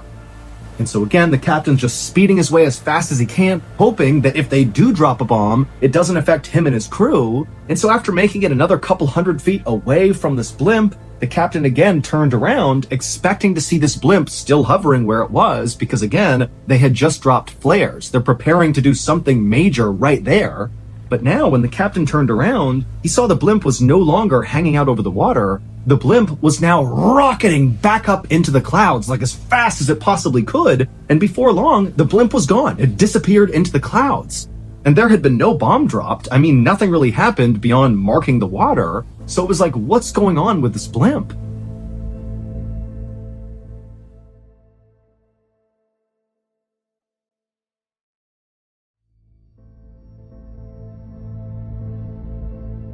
Meanwhile, back at air control, the last thing they heard from Lieutenant Cody was, hey, we see this oil slick down below, we're going to investigate, and we'll radio back when we're done.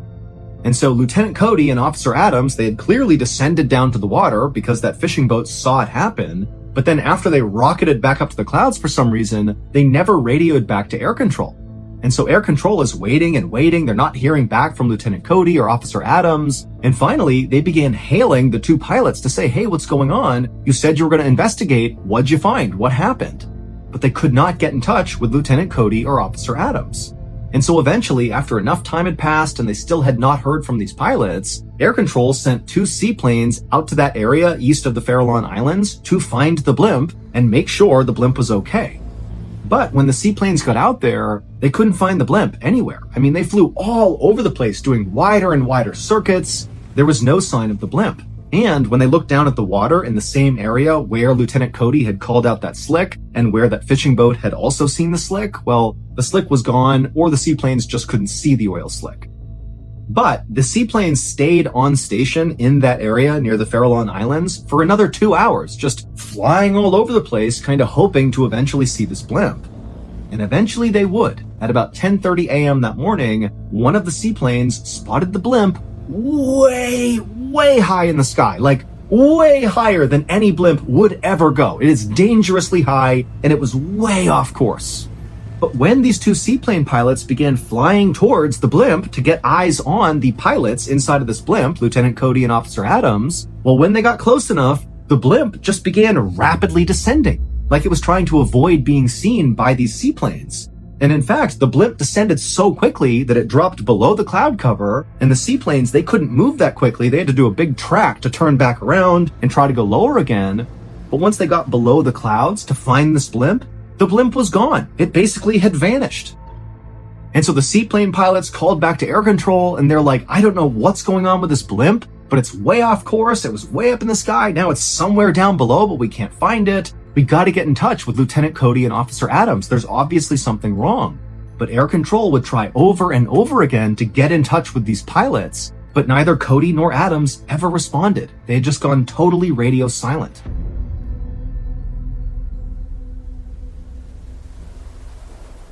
And at the same time this chaos with this blimp is happening, Ida Ruby, the woman at the beginning of the story, was riding her horse on that dirt path near the beach just south of San Francisco, and she looked out over the water and she saw that blimp.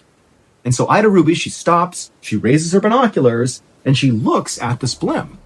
And after she focuses her binoculars, she realizes there's obviously something wrong with this blimp.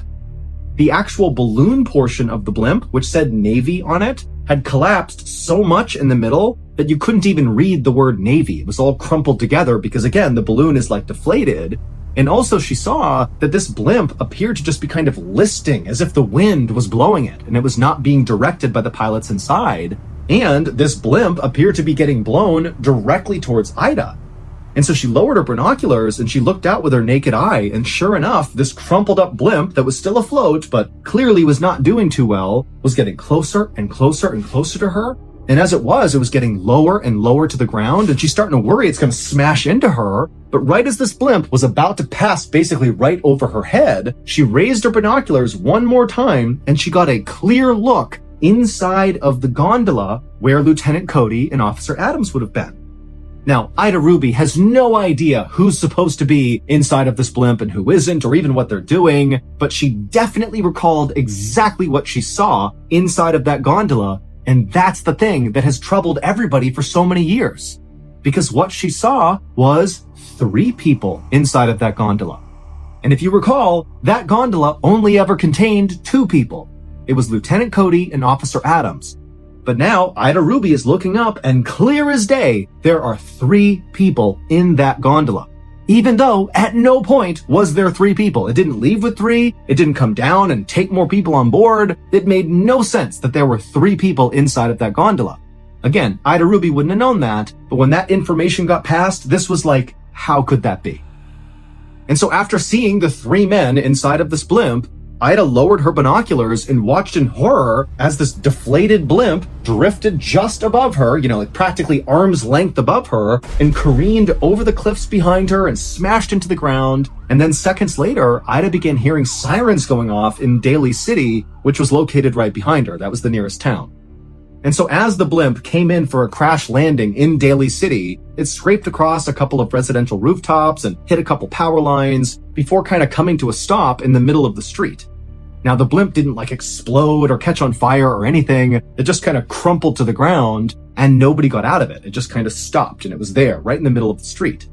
And very quickly, first responders rushed to this blimp because there have been so many reports of this deflated blimp looking like it was about to crash. And so they had been tracking it, and here it was. And so they ran up to this blimp. But at some point, one of the first responders ran up to the gondola itself where the door was slightly open, and they opened it up, hoping to find there would be some survivors inside. But when he looked inside of this relatively small space, there was nobody in there. And there was no sign that anybody had been in there. There was no blood or anything. It was just an empty gondola. But remember, minutes before, not even, Ida Ruby had clearly seen 3 people inside of that gondola. So to go from 3 people to none in the space of a couple hundred feet as everybody's watching this thing come into crash land in Daly City, where could they have gone?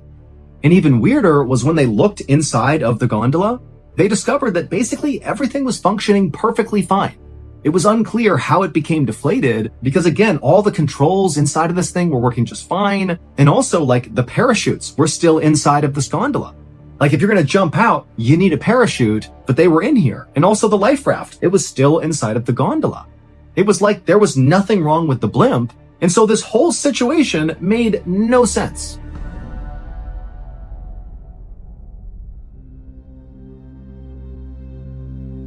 The Navy would launch an exhaustive investigation into what happened with this blimp. And the only explanation the Navy came up with was, well, it looks like Officer Adams and Lieutenant Cody just fell out of the blimp at the exact same time and they disappeared into the ocean.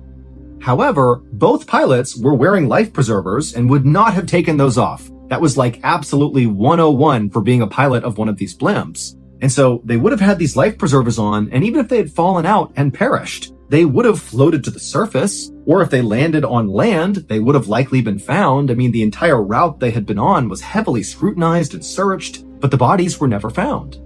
And then also, the Navy could not explain how Ida Ruby clearly saw 3 people absolutely 100 feet away from her inside of that gondola. She had no reason to lie about that. She was just saying, yeah, I looked up, saw 3 people, saw it crash into Daly City. She didn't know there was supposed to be 2 people. She was just calling what she saw. but the Navy had no explanation. And so in the years that have followed this empty blimp crash in Daly City, it's been dubbed the ghost blimp story, and loads of theories circulate about what could have happened here. Some people say that, the reason there was all that extra weight at the beginning of the mission profile at 6 a.m. was not because of moisture on the balloon, but because there had to have been maybe a stowaway somewhere in the blimp. And then after takeoff, they jumped down into the gondola, and maybe they were responsible for whatever happened to the pilots and why the blimp crashed. But it doesn't explain what happened to those three people. What happened to the stowaway? What happened to Lieutenant Cody and Officer Adams' body? We don't know. Other theories include that maybe Lieutenant Cody and Officer Adams were somehow captured by the Japanese, and some other people say, maybe Cody and Adams were abducted by aliens. But as far-fetched as these theories might seem, the truth is, we really have no idea what happened on that ghost blimp.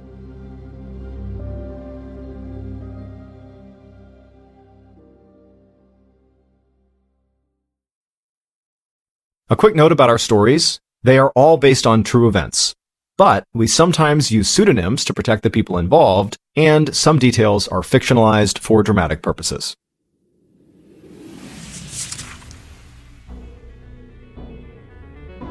Thank you for listening to the Mr. Ballen podcast. If you enjoyed today's stories and you're looking for more bone-chilling content, be sure to check out all of our studio's podcasts.